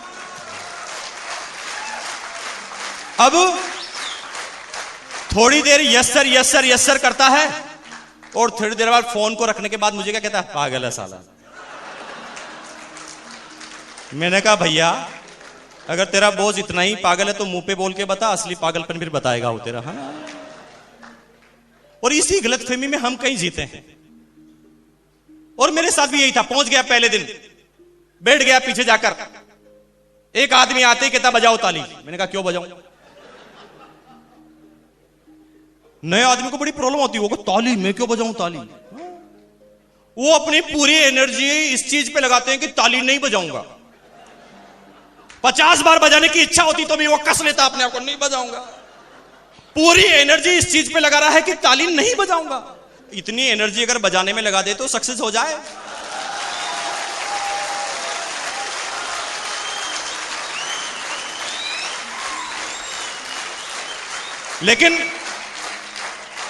लेकिन मैं तो जनरल आदमी था ना। उन्होंने कहा ताली बजाओ, मैंने कहा नहीं बजाऊं। लेकिन जो ही मेरा बॉस मेरी तरफ देखता था मैं बजाने लगा, क्योंकि दबाव से ही हम जिंदगी भर काम करते आए हैं, अपनी मर्जी से नहीं करते आए कभी भी। ताली बजाई 45 मिनट तक, अलग अलग तरीके से उन्होंने तालियां बजाई, क्योंकि मेरा दिमाग उस प्लान की तरफ था ही नहीं, तो कुछ समझ में आए नहीं। वो मुझे प्लान बता रहे थे, मैं कुछ और बता रहा था। वो कह रहे थे कि भैया ये बिजनेस है, मुझे ऐसा लगता था कि ये फंसाएगा। क्योंकि जब डबल माइंडेड होता है आदमी को कुछ समझ में नहीं आता। जब आप पहली बार किसी को प्लान बताते हैं तो आपको नहीं लगता वो कितना अच्छा रिएक्ट करता, वाह वाह वेरी गुड, कितना जोरदार, वाह मजा आ गया। लास्ट में पूछते ज्वाइन कर लें, वो क्या थोड़ा सोच लेता हूं। क्यों ऐसा क्यों होता है? ऐसा इसलिए होता है क्योंकि उस समय वो डबल माइंडेड होता है। एक तरफ तो वो प्लान देख रहा होता है जिसे उसे बाहरी एक्सप्रेशन बताना होता है, और दूसरी तरफ वो अंदर कुछ सोच रहा होता है। ठीक है, बाहर तो कह रहा होता है वाह वाह मजा आ गया, वेरी गुड, क्या प्लान है, वाह जी क्या बिजनेस बनाया, और अंदर अंदर क्या सोचता है, फंसाएगा, 1500 लेके जाएगा, इससे कैसे पीछा छुड़ाऊं। और वो दो वर्ड में जब अंदर ही अंदर जब कंट्रोवर्सी होती है तो उसे कुछ समझ में नहीं आता। तो मैसेज क्या है कि जब पहली बार आप प्लान बताते हो ना तो समझ में किसी को कुछ नहीं आता, तो चिंता मत करो। लास्ट में एक वर्ड समझ में आता है कि 1500 रुपए में 3 जोड़ी कपड़े मिलेंगे। ये बात ही इतनी पॉजिटिव है कि वो कपड़े तो ले लेता है। तब उसको पकड़ो, अब बताओ प्लान, क्योंकि अब वो ऐसा नहीं सोचेगा कि फंसा देगा, फंस तो गया है। अब छोड़िए मत, 90% आदमी किसी को ज्वाइन कराते ही छोड़ देते हैं, और यही उनकी जिंदगी की भूल होती है। और होता क्या है, वो 500 आदमी को ज्वाइन करा लेता है, फिर भी बिजनेस वो 15% 20% अटका हुआ, क्योंकि वो किसी को डुप्लीकेट तो कर ही नहीं रहा है। जब कोई आदमी ज्वाइन करता है तो ज्वाइन करने के बाद होता है पहला प्लान। अब उसे बिठाओ, अब उसके दिमाग में 2 बातें नहीं चल रही होगी, इसलिए पूरा प्लान समझ में आएगा। और फिर अब इस चीज पर आप ध्यान नहीं दें कि वो कितने आदमी लाता है, आप सिर्फ उसे कहें कि मैं रोज 6 बजे प्लान बताता हूं, तेरी 10 दिन ड्यूटी है कि मेरे प्लान को देखेगा। पहले दिन प्लान बताओ वो देखेगा, दूसरे दिन बताओ देखेगा, तीसरे दिन बताओ देखेगा, चौथे दिन बताओ देखेगा, 5वें दिन, 6ठे दिन, 7वें दिन, 8वें दिन, 9वें दिन, 10वें दिन जब आप प्लान बताएंगे तो 11वें दिन जब आप उसके घर पे जाएंगे तो वो किसी को प्लान बता रहा होगा। क्योंकि 10 दिन तक लगातार प्लान दिखाने की वजह से वो डुप्लीकेट हो चुका होगा। एक ही जैसा प्लान दिखाने की वजह से वो प्लान उसको कंटस्ट हो गया होगा, और अब आपकी एक शोरूम खुल चुका है। कुछ लोग कहते थे कि भाई साहब मुकेश जी आप तो ये पहले जुड़ गए थे इसलिए आगे बढ़ गए। हालांकि मैं बता दूं कि मेरी फैमिली में जितने भी आदमी हैं वो सब टेक्निकल अचीवर हैं, और इंडिविजुअल में सब लोग अपने अपने दम से काम करते हैं। मैं सिर्फ अपने अनुभव शेयर करता हूं। Mrs technical achiever, brother technical achiever, sister, mother, मेरी फैमिली के जितने भी मेंबर वो सारे टेक्निकल अचीवर। लेकिन एक आदमी ने मुझे चैलेंज किया। मेरी कोई मंशा नहीं थी कि मैं अब पैसों के लिए काम करूं, क्योंकि मैं अभी आगे बात करूंगा तो आपको कुछ आश्चर्यजनक वर्ड लगेंगे। लेकिन जब मेरे को उन्होंने कहा नहीं भैया अब करके बताओ तो माने, तो मैंने 6 महीने पहले एक लेख चालू की, 6 महीने पहले, और मैंने अपने आप का टेस्ट किया, क्या मैं अपने टेस्ट में सफल होता हूं कि नहीं होता हूं। तो मैं बता दूं कि 6 महीने पहले एक लेख चालू की थी। उस लेख को चालू करने के बाद आज जब ये 7वां महीना है तो 7वें महीने में 29 लाख का बिजनेस है उस लेख में, 29 लाख रुपए का। क्यों? और ऐसा आप भी कर सकते हैं। छोटी सी टेक्निक को समझ जाइए। आदमियों को बनाने पे ध्यान मत दीजिए, कितने आदमियों को आप अपने जैसा बना सकते हैं, इसके आधार पर ही आपका बिजनेस बढ़ेगा। आपने कितने आदमियों को डिस्ट्रीब्यूटर बना दिया है, उसके आधार पर बिजनेस कभी नहीं बढ़ेगा। मैंने जो शुरू के पहले मैंने 15 आदमी को ज्वाइन कराया, उनसे एक कमिटमेंट, एक शपथ दिलवाई थी कि भैया 15 महीने तक तुम एक भी आदमी को ज्वाइन नहीं कराओगे, लेकिन वादा करो कि 15 दिन तक रोज मेरे घर पर एक दिन सुबह और शाम लगातार आएंगे। 15 दिन तक वो लगातार आए। 15 दिन तक मेरा कोई काम दूसरा नहीं था, मैं सिर्फ उन्हें आते थे और प्लान बताता था। 15 दिन तक लगातार प्लान बताने की वजह से वो 15 ही आदमी डुप्लीकेट हुए और उसका नतीजा था कि उन 15 ही आदमियों ने अपने अपने एरिया में जाकर बिजनेस किया। वो 15 में से 9 आदमी आज रॉयल्टी अचीवर हैं।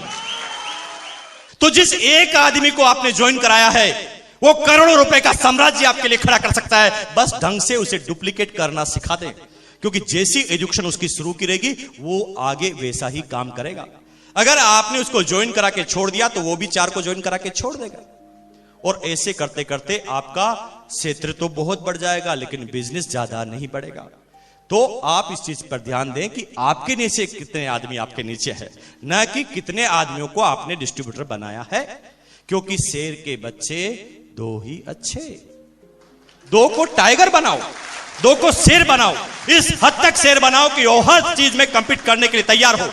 अब मैं आपको बताऊं बात कि वो 29 लाख का जो बिजनेस खड़ा हुआ है, उस बिजनेस में अब तक मैंने 4 सेमिनार दिए।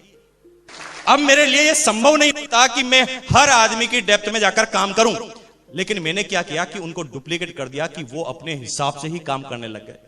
बस वो किसी मीटिंग में जाते हैं, पूरा सुनते हैं और जो सुनते हैं वहां पर बता देते हैं, वहां पर भी मीटिंग हो जाती है। और इस तरह से उन्होंने पूरे अलग अलग स्टेट में बिजनेस फैलाया। और आप ये काम खुद करते हैं। अगर आप अभी ज्वाइन किए हैं तो भागना बंद कीजिए और आज से अपनी अपलाइन की बेल्ट पकड़ लीजिए। और मना करता है तो अपलाइन को कस के पकड़ लो कि सर मुझे 10 दिन चाहिए, मैं 10 दिन आपके साथ रहना चाहता हूं, उसके लिए मुझे क्या कीमत अदा करनी मुझे बताओ। लेकिन 10 दिन तक मैं एक भी मिनट आपको छोड़ने वाला नहीं। 10 मिनट तक मैं आपकी हर एक्टिविटीज पर नजर रखूंगा। 10 दिन तक आप क्या करते हैं मैं सारी चीज देखूंगा। और 10 दिन तक आप अपनी अपलाइन के साथ रह गए तो 11वें दिन वही अपलाइन आप बच गए। लेकिन इसका मतलब यह नहीं है कि अपलाइन से बिना पूछे उसके साथ लग जाए। नो, उसके टाइम के मुताबिक। ये अपलाइनें बहुत सारी हो सकती हैं, क्या करते हैं पूरे दिन भर, सिर्फ ये चेक करना 10 दिन तक। और 10 दिन तक वो काम आप करने लग गए तो आप भी टेक्निक पे पहुंच जाएंगे। सीधी सी बात। अब सिंपल सी बात हुई, मैंने बिजनेस को देखा, देखने के बाद 45 मिनट तक समझ में कुछ नहीं आया। लास्ट में सिर्फ एक बात समझ में आई कि 1500 रुपए देने पर 3 जोड़ी कपड़े मिलते हैं। ये बात ही अपने आप में इतनी पॉजिटिव थी कि मैं सोचने लग गया। मैंने घर पर जाके सोचा कि यार ये कौन सा बिजनेस बताया, दुनिया के सारे बिजनेस में बेचना पड़ता है, यहां पर खरीदना पड़ता है, उल्टा बताया। तो बात कुछ समझ में नहीं आ रही थी, लेकिन क्योंकि बात कुछ अटपटी सी लग रही थी और बात ऐसी लग रही थी जिससे कोई नुकसान नहीं होने वाला था, क्योंकि वो कपड़े देने की बात कर रहे थे। तो मैंने रात को, मेरा सबसे सर्वोत्तम मित्र है दिमाग, मैंने रात को अपने दिमाग से पूछा यार वो बॉस जो कह रहा है उसे तुझे करना चाहिए? तो दिमाग ने कहा व्हाई नॉट, क्यों नहीं करना चाहिए। मैंने कहा क्या फायदे होंगे? तो दिमाग ने ठंडे दिमाग से जवाब दिया 2 फायदे होंगे। मैंने कहा पहला फायदा यह है कि अगस्त का महीना, अक्टूबर में दीपावली, कपड़े तो वैसे भी सिलाएगा, ले ले। मैंने कहा दूसरा फायदा? उसने कहा दूसरा फायदा यह है भैया कि देने वाला बॉस है और बॉस खुश हो गया तो इंक्रीमेंट भी लग जाएगा। कुछ समझ में नहीं आया, बस ये 2 बातें समझ में आई, ज्वाइन कर लिया। ज्वाइन करने के, क्योंकि कपड़े पहनने के लिए ही लिए थे, इसलिए सीधा टेलर के पास गया, कपड़े सिलवा लिए। शुक्र है भगवान का कि वो सारा काम ऑटोमेटिक वही करवा रहा था जो मुझे करना था। बाकी 90% आदमी तो किट लेकर घूमते रहते हैं, किट ले लो, किट ले लो, किट ले लो। कपड़ा पहनते नहीं, किट लेकर घूमते हैं। अरे आप किट लेके घूमेंगे तो 1000 क्वेश्चन तैयार कर देंगे क्वालिटी के बारे में। किट लेकर कपड़े को दिखाओगे तो वो पूछेगा कपड़ा कैसा है। आप क्योंकि अच्छा है तो भी वो बात मानेगा नहीं। तो कपड़ा कैसा, हम कहते अच्छा है, नहीं अच्छा नहीं निकला तो, खराब हो गया तो, प्रेस की क्या गारंटी है, कलर की क्या गारंटी है, कितने दिन चलेगा, 1000 क्वेश्चन तैयार कर दिए। लेकिन अगर आपने कपड़ा पहना है ना, वो कहता कपड़ा कैसा है, ये पहना है, चुप, कोई भी क्वेश्चन आगे नहीं आएगा कपड़े के बारे में, क्वालिटी के बारे में, क्योंकि आपने उसे प्रेजेंट करके बता दिया है कि मैंने खुद ने पहना है। और अगर आपके खुद के पहनने से जो बात आती है, भाई एक सिंपल सी बात है, आप एक होटल में जाते हो, होटल का मालिक अपने शाम का डिनर वो अपनी खुद की होटल में कर रहा है, तो ये अपने आप में साबित नहीं हो जाता कि इस होटल की सारी क्वालिटी बढ़िया है? सिंपल सी बात। अब आप अपने खुद के प्रोडक्ट खुद पहनेंगे तो ये ऑटोमेटिक क्वेश्चन खत्म हो जाता है कि क्वालिटी कैसी है। ये साबित करता है इस चीज को कि आपकी क्वालिटी अच्छी है, तभी आपने पहना। तो कपड़ा मैंने पहनाया, सिला लिया, पहन लिया, और पहनने के बाद मैं अपने दो दोस्तों के पास गया। बिजनेस करने का कोई मूड नहीं था, दो दोस्तों के पास गया, उन्हें पता नहीं था कि बिजनेस है, इसलिए उन्होंने कपड़े को देखा, उनका यूं यूं किया। मैं कंफ्यूज हो गया कि यूं यूं करने से होता क्या। हिंदुस्तान में 90% आदमी की प्रॉब्लम है। हिंदुस्तान में जलेबी वाले से भी पूछो ना कपड़ा कैसा है, तो वो भी अंदर हाथ डाल देता है और यूं यूं करता है। मैं अभी तक भी कंफ्यूज हूं कि ये करने से होता क्या है। जर्मनी और फ्रांस वाले अभी तक भी हिंदुस्तानियों पे शोध कर रहे हैं कि हिंदुस्तानियों के हाथों में कौन से सेंसर हैं जो सब लोग यूं यूं करते हैं कपड़े को।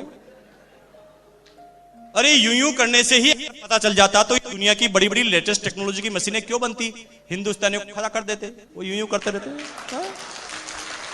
आज के बाद यूं यूं मत कीजिए कपड़े को। पहला चीज है कपड़ा पहनिए, पहनने के बाद यूज करने से ही पता चलता है कपड़ा कैसा है। बातें करने से कपड़े के बारे में कोई जानकारी नहीं होती। पिछले 8 साल से मार्केटिंग में रहने के बाद ये मेरा अनुभव है, यूं यूं करने वालों को समझ लो कुछ समझ में नहीं आता। उसने यूं यूं किया, अच्छा है, क्योंकि उसे पता नहीं था ना बिजनेस है, इसलिए उसने कह दिया अच्छा है। हम जब किसी को प्लान बताते हैं और कपड़ा बताते हैं ना, तो यूं यूं करता है। जिसको ज्वाइन करना होता है वो कहता, और जिसको टालना होता है वो कहता बताओ कपड़ा, मजा नहीं आया। अरे यूं यूं करने से थोड़ी मजा आएगा, कपड़ा पहनने से मजा आएगा। तो यूं यूं जो करता है इसका मतलब यह है कि अभी उसे प्लान समझ में नहीं आया है।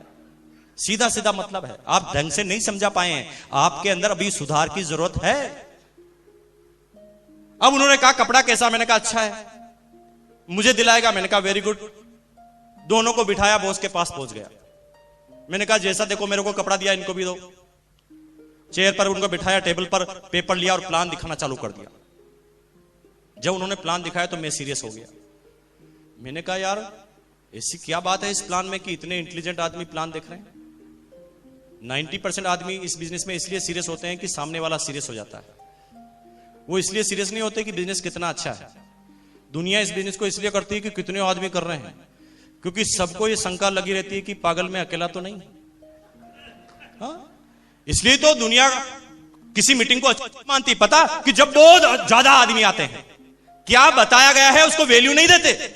कितने बड़े ओ बहुत अच्छी मीटिंग रही, चाहे बोला कुछ भी नहीं हो वहां पर, क्योंकि आदमी को देखकर डिसीजन लेते हैं, बिजनेस को देखकर डिसीजन नहीं लेते। एक छोटी सी स्टोरी बताता हूं आपको, बहुत अपने आप को बिल्कुल हल्का कर देगी। एक बार की बात है, एक डॉग था, इलेक्ट्रिसिटी के खंबे भर के ट्रक में जा रहे थे, और यह बात एक दिन एक कुत्ते को पता चल गई। ट्रक 50 की स्पीड से, कुत्ता भी 50 की स्पीड पे। जब वो किसी गली से निकला तो वहां पर 2 कुत्ते चौराहे पर बात कर रहे थे। उन्होंने अचानक नजर देखी तो उन्होंने कहा यार इतना इंटेलिजेंट आदमी दौड़ रहा है, कोई खास बात होगी, चलो दौड़ते हैं। तो एक के पीछे 2 कुत्ते हो गए, अब 3 हो गए। 3 जब किसी चौराहे से निकले तो कुछ लोग कुत्तों ने देखा यार इतने इंटेलिजेंट कुत्ते जो समाज के सबसे ज्यादा इंटेलिजेंट हैं वो दौड़ रहे हैं, तो कोई खास बात तो जरूर होगी, कोई राज की बात होगी, चलो दौड़ते हैं। तो 3 के पीछे 10 हो गए, 10 के पीछे 20, 20 के पीछे 30, 40, 50, 60, 70, 80, 100, 200, 500, 1000 कुत्ते। पता ही नहीं कि क्यों दौड़ रहे हैं, लेकिन सब दौड़ रहे हैं। पीछे ही पीछे एक इंटेलिजेंट आ गया, उसने कहा बहती गंगा में हाथ तो धो लेते हैं, लेकिन आगे पूछ लेंगे कि क्यों दौड़ रहे हैं। उसने आगे वाले से दौड़ते हुए पूछा भाई साहब, उसने कहा डिस्टर्ब मत कर, पता नहीं है और कह रहा डिस्टर्ब मत कर। भाई साहब डिस्टर्ब नहीं कर रहा हूं, दौड़ते जाइए और बताते जाइए ना कि क्यों दौड़ रहे हैं। वो कहा मुझे पता नहीं, वो तो आगे वाला दौड़ रहा था इसलिए। अच्छा आगे वाले से पूछिए, वो कहा मुझे भी पता नहीं, वो तो आगे वाला दौड़ रहा था। आगे वाला सबसे पूछते गए, नंबर 1 वाले का नंबर आया। उसने कहा भाई साहब 1000 कुत्तों को आपने दुड़वा रखा है, पीछे से भयंकर डिमांड आ रही है, सब जानना चाहते हैं कि हम दौड़ रहे हैं तो क्यों दौड़ रहे हैं, प्लीज बताओ ना। वो कहा बेवकूफो, इतना सा पता नहीं है, ये खंबे जहां पर भी लगाएंगे वहां टांग ऊंची करके क्या करेंगे।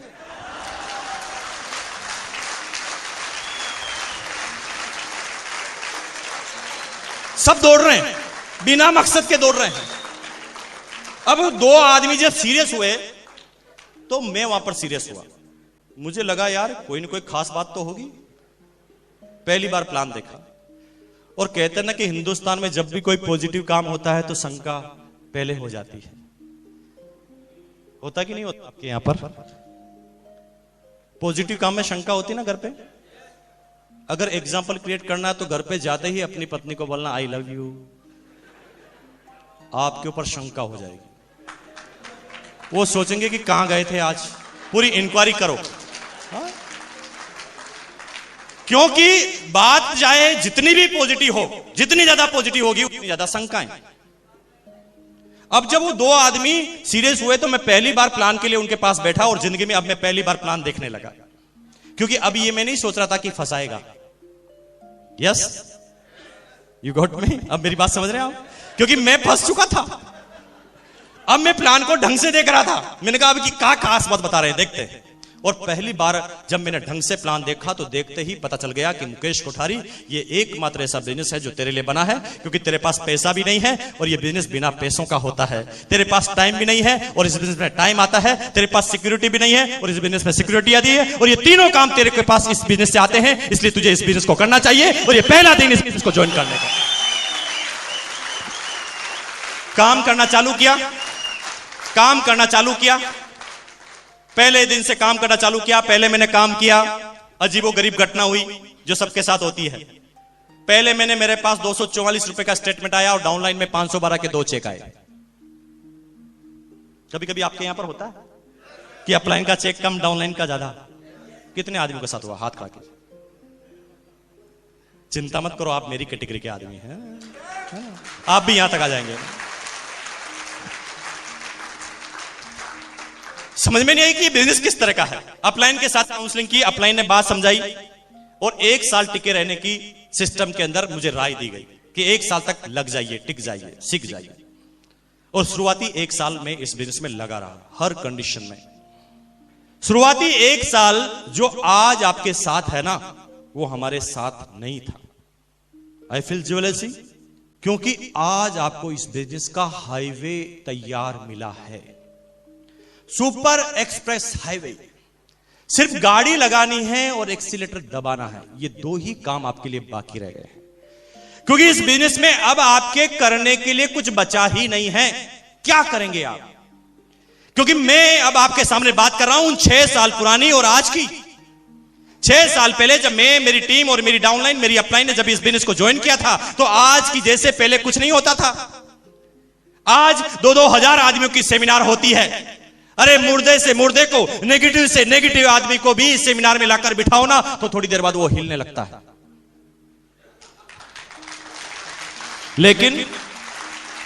लेकिन जब मैंने इस बिजनेस को ज्वाइन किया था उस समय ऐसी कोई सेमिनार नहीं होती थी।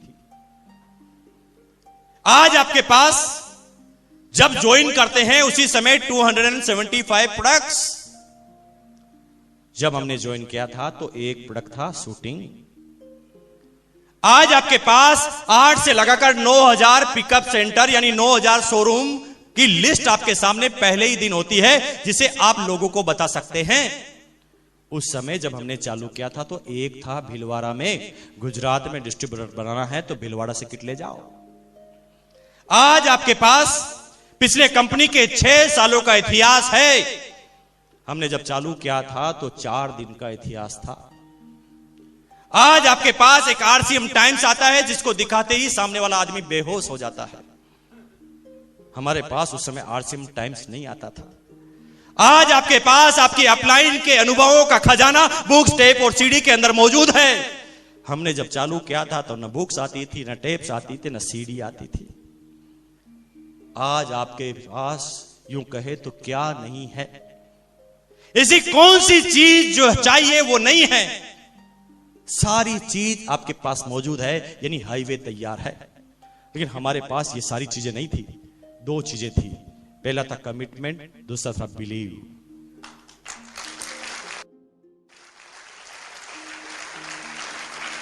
कुछ समय तक अपलाइन के साथ लगे रहने से बिलीव पैदा हुआ और धीरे धीरे बिलीव के साथ कमिटमेंट पैदा हुआ। हम तो विश्वास के साथ सामने वाले आदमी को बोलते थे, भाई साहब बिजनेस बहुत अच्छा है, 4 आदमी जुड़ चुके हैं, आप आ जाओगे तो 5वें हो जाओगे। इसके अलावा कोई बात कहने लायक हमारे पास नहीं थी। लेकिन बिलीव के साथ लगातार बात कहते गए। लोग बाग मना करते थे, हम कहते गए, रिजल्ट नहीं थे। पत्नी नाराज, बच्चे नाराज, मां बाप नाराज, सारी दुनिया नाराज हुई हमसे, हमारी अपलाइन से नाराज हुई उनकी फैमिली। लेकिन कहते हैं ना कि सतीश पंडित ने उस कविता में सारा बिजनेस तो खोल के रख दिया। सारा बिजनेस उन्होंने लिखा है, इश्क मांगे कदम कदम कुर्बानियां, कुछ देर के लिए कुछ लज्जतें कुर्बान कर आराम कर। इश्क मांगे कदम कदम कुर्बानियां। जब नए काम की शुरुआत आप करेंगे तो आपको कुर्बानियां देनी पड़ेगी, कीमतें अदा करनी पड़ेगी। लेकिन 90% आदमी शुरुआती 1 साल कीमत अदा करने के लिए तैयार नहीं होते, सीखने के लिए तैयार नहीं होते। वो तो सिर्फ चाहते हैं कि 4 बन जाए और 500 का चेक आ जाए। उन्हें इस बिजनेस की रॉयल्टी और टेक्निकल का कोई मतलब नहीं है। वो सिर्फ ये चाहते हैं कि 4 उल्लू बन जाए और मेरा 512 का चेक मेरे पास आ जाए। इस टेक्निक पर काम करते हैं। मत कीजिए। ये बिजनेस 4 आदमी बनाने का नहीं है, ये बिजनेस जीवन बनाने का है। जिंदगी बदल देता है ये बिजनेस।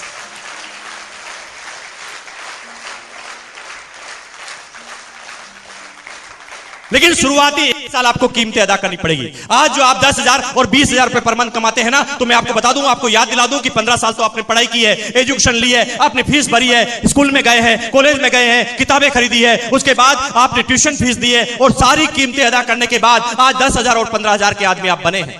लेकिन वहां पर 15 साल की एजुकेशन आपने ली है, 15 साल आपने कीमतें अदा की है। लेकिन ये ऐसा बिजनेस है जो सिर्फ 1 साल कीमत मांगता है।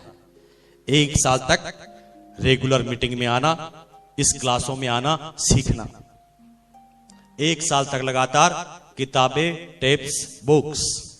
1 साल तक लगातार अपलाइन काउंसलिंग। इन तीनों चीजों को मिलाते हैं तो बनता है सिस्टम। और जब 1 साल के साथ हम सिस्टम में लग जाते हैं तो 1 साल जब हम कीमतें चुकाते हैं, कीमतें कौन सी? कीमतें बहुत सारी। हमारे घर में हम एडजस्टमेंट करते हैं। 100 रुपए हमारे बजट से निकालकर हम सेमिनार और टेप पे खर्च करते हैं, पहली कीमत। दूसरी कीमत, हमारे घर पर साला आता है और हमें मीटिंग में आना पड़ता है, दूसरी कीमत। हमारे रिश्तेदार के घर में शादी है और हमें फंक्शन अटेंड करना पड़ता हो, तीसरी कीमत। 1 साल तक वो कीमतें चुका देते हैं तो 1 साल बाद ये बिजनेस चाइनीज बम्बू की तरफ बढ़ता है। क्योंकि शुरुआती 1 साल कीमतें अदा करने की वजह से धीरे धीरे आप अपने अंदर इतने निपुण होने लगते हैं कि आप खुद अपने आप को बेताज बादशाह बना देते हैं। क्योंकि आपके पास इतना सारा नॉलेज हो जाता है, इतना सारा खजाना होता है कि 1 साल के बाद आपका बिजनेस चाइनीज बम्बू की तरफ बढ़ता है। मिस्टर सतीश पंडित ने चाइनीज बम्बू के बारे में बताया था कि चाइनीज बम्बू को जब जमीन में लगाया जाता है तो शुरू के 30 सप्ताह में वो जमीन से सिर्फ 1.5 फीट की ऊंचाई तक आता है। उसकी प्रोग्रेस जमीन से ऊपर नहीं होती, जमीन से नीचे की तरफ होती है। जिस समय दुनिया के सारे पेड़ ऊपर की तरफ बढ़ते हैं, उस समय वो जमीन के नीचे की तरफ बढ़ता है। उसकी जड़ें मजबूत होती है, उसका फाउंडेशन, उसका आधार मजबूत होता है। जब शुरुआती 1 साल उसकी प्रोग्रेस जमीन के अंदर हो जाती है तो 30 सप्ताह तक 1.5 फीट, लेकिन 30 सप्ताह तक जब वो कीमतें अदा कर लेता है तो अगले 7 सप्ताह 7 वीक के अंदर वो पौधा 1.5 फीट से 80 फीट ऊपर जाता है। साइंटिस्ट, वैज्ञानिक यहां तक बोलते हैं, वैज्ञानिक यहां तक बोलते हैं कि कोई आदमी 30 सप्ताह के बाद उस बंबू के पास जाए और बंबू के बढ़ने की आवाज को सुने तो उस बंबू के बढ़ने की आवाज को सुना जा सकता है। और ठीक चाइनीज बंबू की तरह बिजनेस काम करता है। शुरुआती 1 साल आपकी प्रोग्रेस जमीन से बाहर नहीं होती। शुरुआती 1 साल आपके बड़े रिजल्ट नहीं होते। ये बात आपको नहीं लगती तो मैं अभी आपको पूरी बात बता देता हूं। संजीव जी खड़े हो जाइए। कितना समय हो गया बिजनेस करते हुए आपको? 3 साल। 3 साल 40 महीने हो गए टोटल। अब मैं आपसे क्वेश्चन करता हूं, 40 महीने में आपकी टोटल इनकम कितनी है? 30 लाख। जोरदार ताली बजा दीजिए एक बार। अब मैं आपसे क्वेश्चन करता हूं, 40 महीनों में आपकी इनकम 30 लाख, लेकिन शुरुआती 1 साल की इनकम कितनी थी? शुरुआती 1 साल की इनकम 1 लाख और 2 साल की income 39 lakh. Is it clear? Clear हुआ? और पूछते हैं टेक्निकल चोर से, खड़े हो जाइए आप। कितना समय हो गया बिजनेस करते हुए? 3 साल हो गए। Total income 15.5 lakh. शुरुआती 1 साल की इनकम 33,000, 37,000, 37। शुरुआती 1 साल की इनकम 37 और अगले 2 साल की इनकम 14.5 लाख लगभग। Is it clear? लेकिन शुरुआती 1 साल इनके रिजल्ट ज्यादा नहीं थे। मैं जानता हूं जितने भी रोल टीचर और टेक्निकल टीचर बैठे हैं, 6-8 महीनों में इनके रिजल्ट ज्यादा नहीं थे। लेकिन 1 साल इन्होंने कीमतें अदा की। वो कीमतें अदा की जो इनके समाज में, जो इनके मिलने वाले में, जो इनके दोस्तों में कोई भी अदा करने के लिए तैयार नहीं था।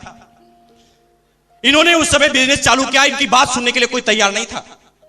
इनकी बात को सुनते ही इन्हें मना कर दिया जाता था, इन्हें गिराने के लिए छोड़ दिया जाता था। ये गिर जाते थे लेकिन अपने कमिटमेंट के जरिए वापस खड़े हो जाते थे। इन्हें बार बार गिराया जाता था, वो बार बार खड़े हो जाते थे।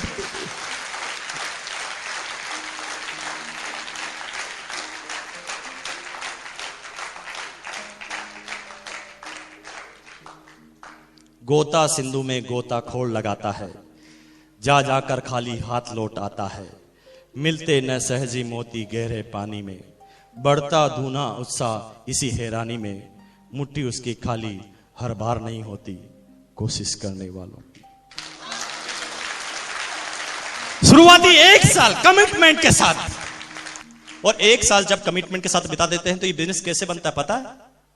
2 तरीके इस बिजनेस में, तीसरा कोई तरीका नहीं। या तो इस बिजनेस में करोड़पति बनो या फिर आउट। दूसरा कोई तरीका नहीं बनाया है इस बिजनेस में। करोड़पति बनो या आउट हो जाओ बिजनेस से, 2 ही तरीके बने हैं। करोड़पति कैसे बनते हैं? जब शुरुआती 1 साल जब हम कमिटमेंट के साथ ये काम करते हैं, कीमतें अदा करते हैं, तो हमारे आगे एक इंजन होता है जो मजबूत इंजन होता है, जिसके सारे हम ये बात सीखते हैं। लेकिन शुरुआती 1 साल जब हम कमिटमेंट के साथ गुजार लेते हैं, कीमतें अदा कर लेते हैं, तो हमारे पीछे भी कुछ कमिटेड साथी खड़े हो जाते हैं। हमारे आगे कमिटेड, हमारे पीछे कमिटेड, हमारे आगे एक इंजन, हमारे पीछे एक इंजन। अब हम चाहे डब्बे भी बन जाएं, अब आगे और पीछे वाला इंजन दिल्ली जाना चाहता है तो आप मना कर सकते हैं?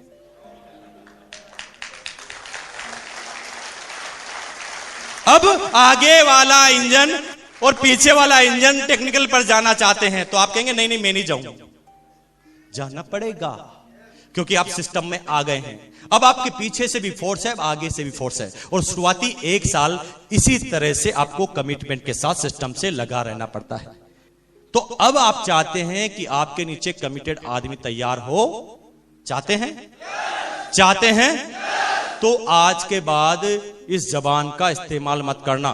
कैसे? रोयल्टी पे पहुंचो ना, टेक्निकल पे जाओ ना, प्रोडक्ट क्यों नहीं इस्तेमाल करते? मीटिंग में आओ ना, सेमिनार में आओ, टेप सुनो ना। मत कहना आज की बात, एक शब्द मत बोलना, आप उसे करके बताना। रोयल्टी पर आकर बताना, टेक्निकल पर आकर बताना, प्रोडक्ट इस्तेमाल करके बताना। लोगों से सिर्फ शब्दों में बात मत करना कि ये कर लो वो कर लो, क्योंकि मैं आपको एक प्रैक्टिकल करके बताता हूं, आपको पूरी बात समझ में आ जाएगी, पूरी बात। क्योंकि अक्सर हम करते क्या नहीं। अब आप मुझे बोलेंगे, जैसा आप बोलेंगे मैं वैसा करूंगा। अब मुझे कोट पहनना सिखाइए। लीजिए हाथ में माइक, पास में आ जाइए।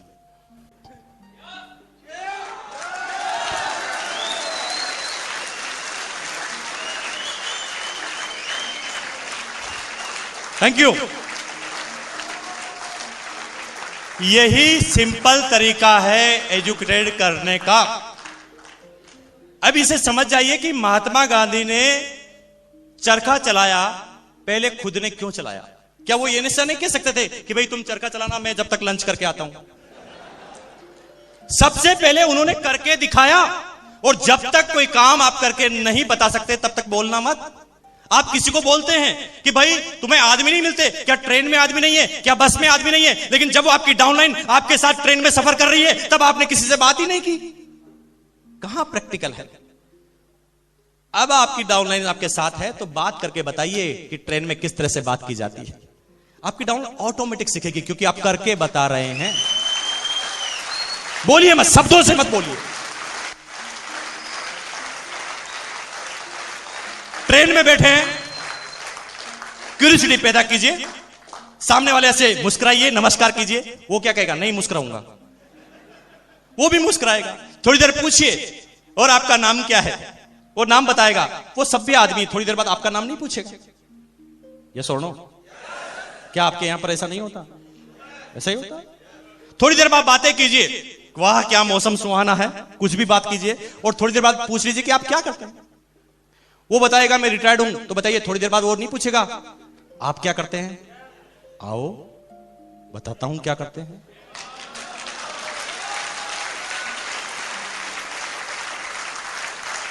करके बताइए, बातें मत कीजिए। और जब तक आप करके बताएंगे नहीं, तब तक आपकी डाउनलाइन डुप्लीकेट बिल्कुल भी नहीं होगी, चाहे आप कितने ही समझदार व्यक्ति क्यों नहीं। लेकिन दोस्तों, मैं आपके बीच में अब उन साथियों को बुलाने जा रहा हूं, और अब आपको सारी बातें सीखनी है उन चीजों से।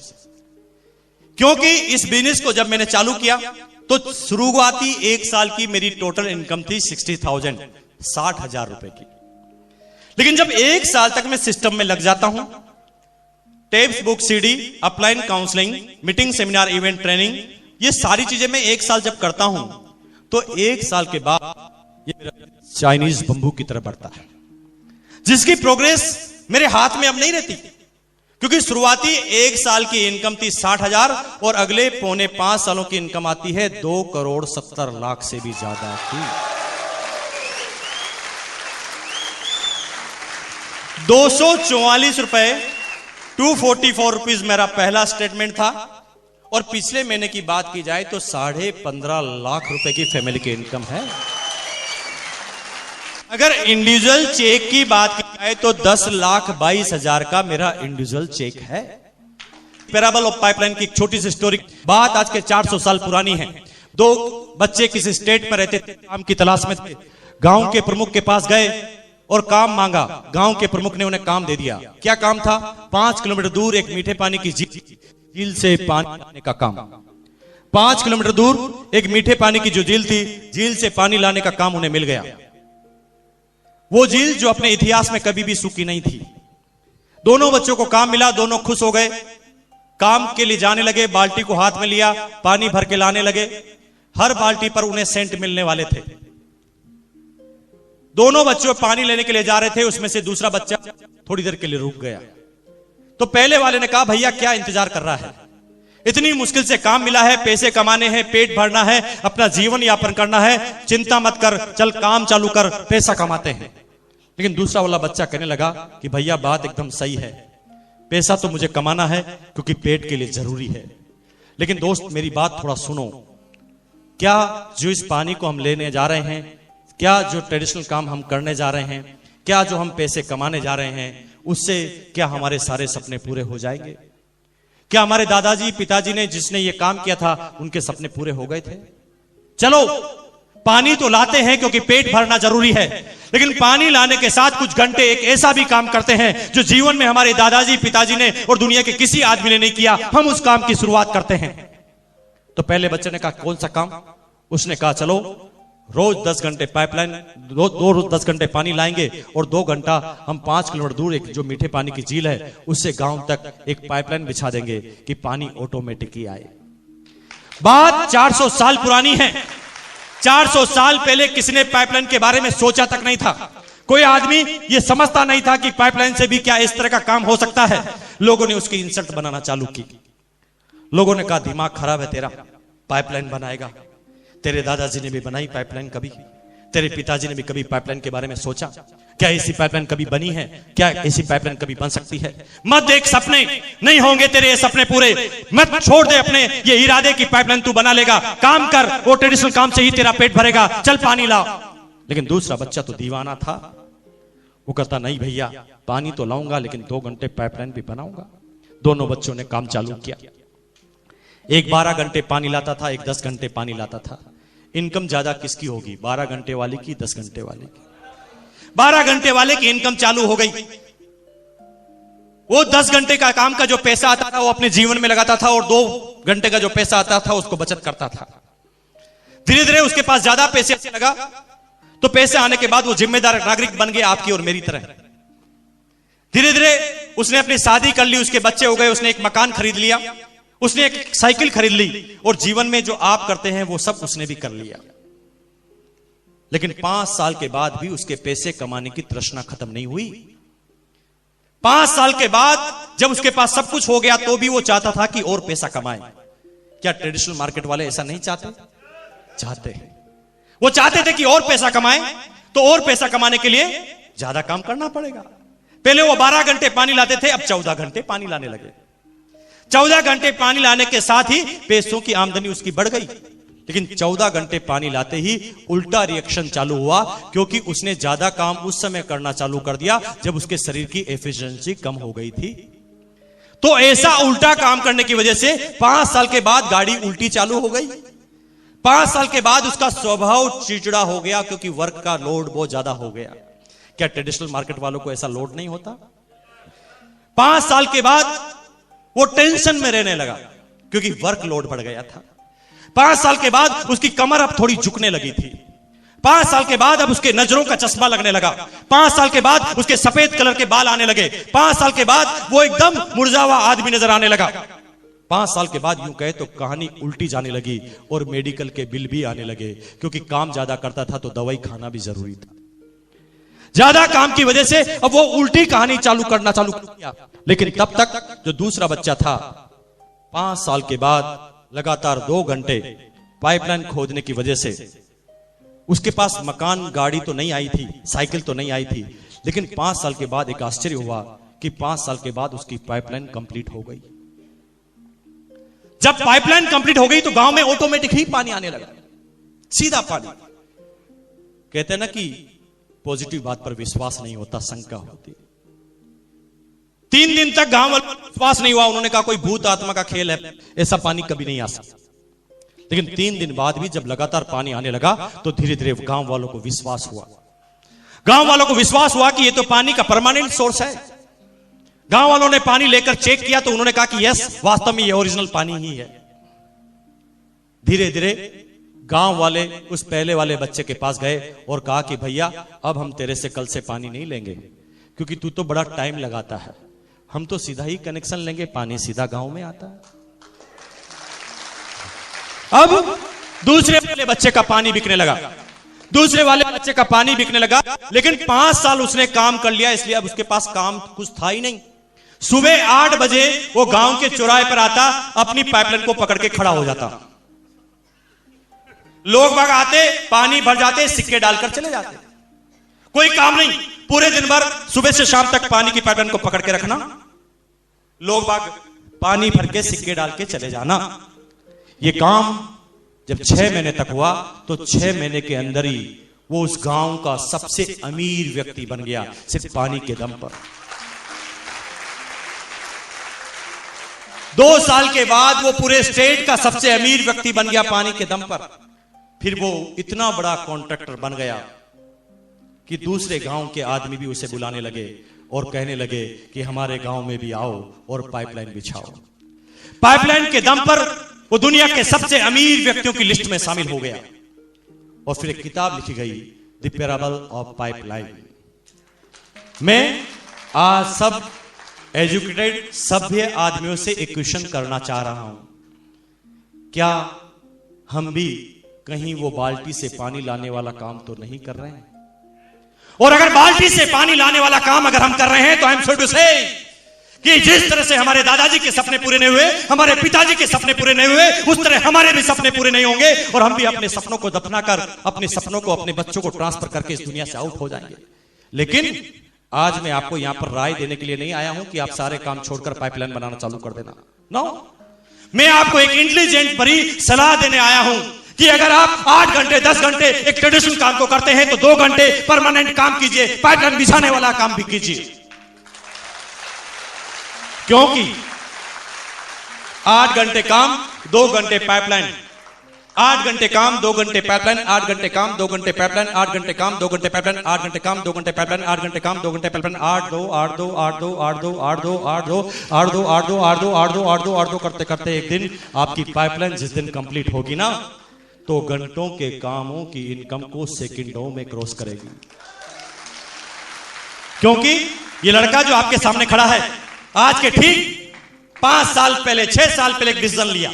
पाइपलाइन बनाने का। उस समय हमारे दादाजी ने किसने पाइपलाइन लगाई थी, हमारे समाज में किसी ने पाइपलाइन लगाई थी, हमारे इस हिंदुस्तान में पाइपलाइन लगाई थी। उस समय पाइपलाइन लगाने का हमारी अपलाइन, और हमने सोचा, शुरू में लोगों ने गिराया, लोगों ने मना किया, लेकिन जुनून के साथ पाइपलाइन बनाई। और ये पाइपलाइन जब आज कंप्लीट होती है तो जानना चाहते हैं कि एक दिन का कितना पानी इस पाइपलाइन में से आता है? जानना चाहेंगे भाई? काम कुछ नहीं है, मैं हर सिटी में जाता हूं, पाइपलाइन को पकड़ के खड़ा हो जाता हूं।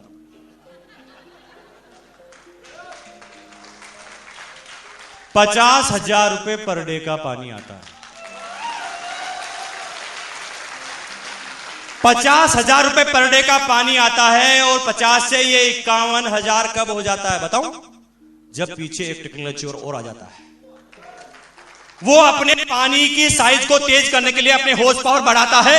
जो ही वो अपने इंजन को तेज करता है, मेरा यहां पर 51, 52, 53, 54, 55, 56, काम कुछ नहीं है मेरे पास, काम कर लिया, वो कुर्बानियां दे दी। मुझे पता है कि जब उन दोस्तों की शादी में मैं नहीं जा पाता था, जब मेरी एनिवर्सरी में नहीं जाता था, मेरे दोस्त मेरे से 2-2 साल तक नाराज होते थे। जब मैं अपने रिश्तेदार की शादी में नहीं जाता था, वो मेरे से बात नहीं करते थे। लेकिन वो सारी जो कुर्बानियां देने की वजह से, जो पहले वो नाराज थे, उनको सबको मैंने मना लिया है। क्योंकि पहले जब मैं उनकी शादी में, उनकी एनिवर्सरी में जाता था तो ₹51 देने की भी औकात नहीं थी मेरी, और अब जाता हूं तो ₹11,000 का गिफ्ट चेक लेकर जाता हूं, क्योंकि शुरुआती कुर्बानियां दे दी। आप दे सकते हैं कुर्बानी? आवाज नहीं निकलती कुर्बानी के लिए। दे सकते हैं कुर्बानी? वो 5 क्वालिटी आपके अंदर है। बजा सकते हैं सीटी अपनी कुर्बानी के लिए, बजा सकते हैं ताली अपनी कुर्बानी के लिए, डांस कर सकते हैं, चिल्ला सकते हैं। और आज अपने सारे सपने को खोल दीजिए इस कुर्बानी के लिए कि मुझे अब ये सपना पूरा करना है। मैं नंबर 1 बन के रहूंगा, दुनिया में नंबर 1 मुझे बनना है।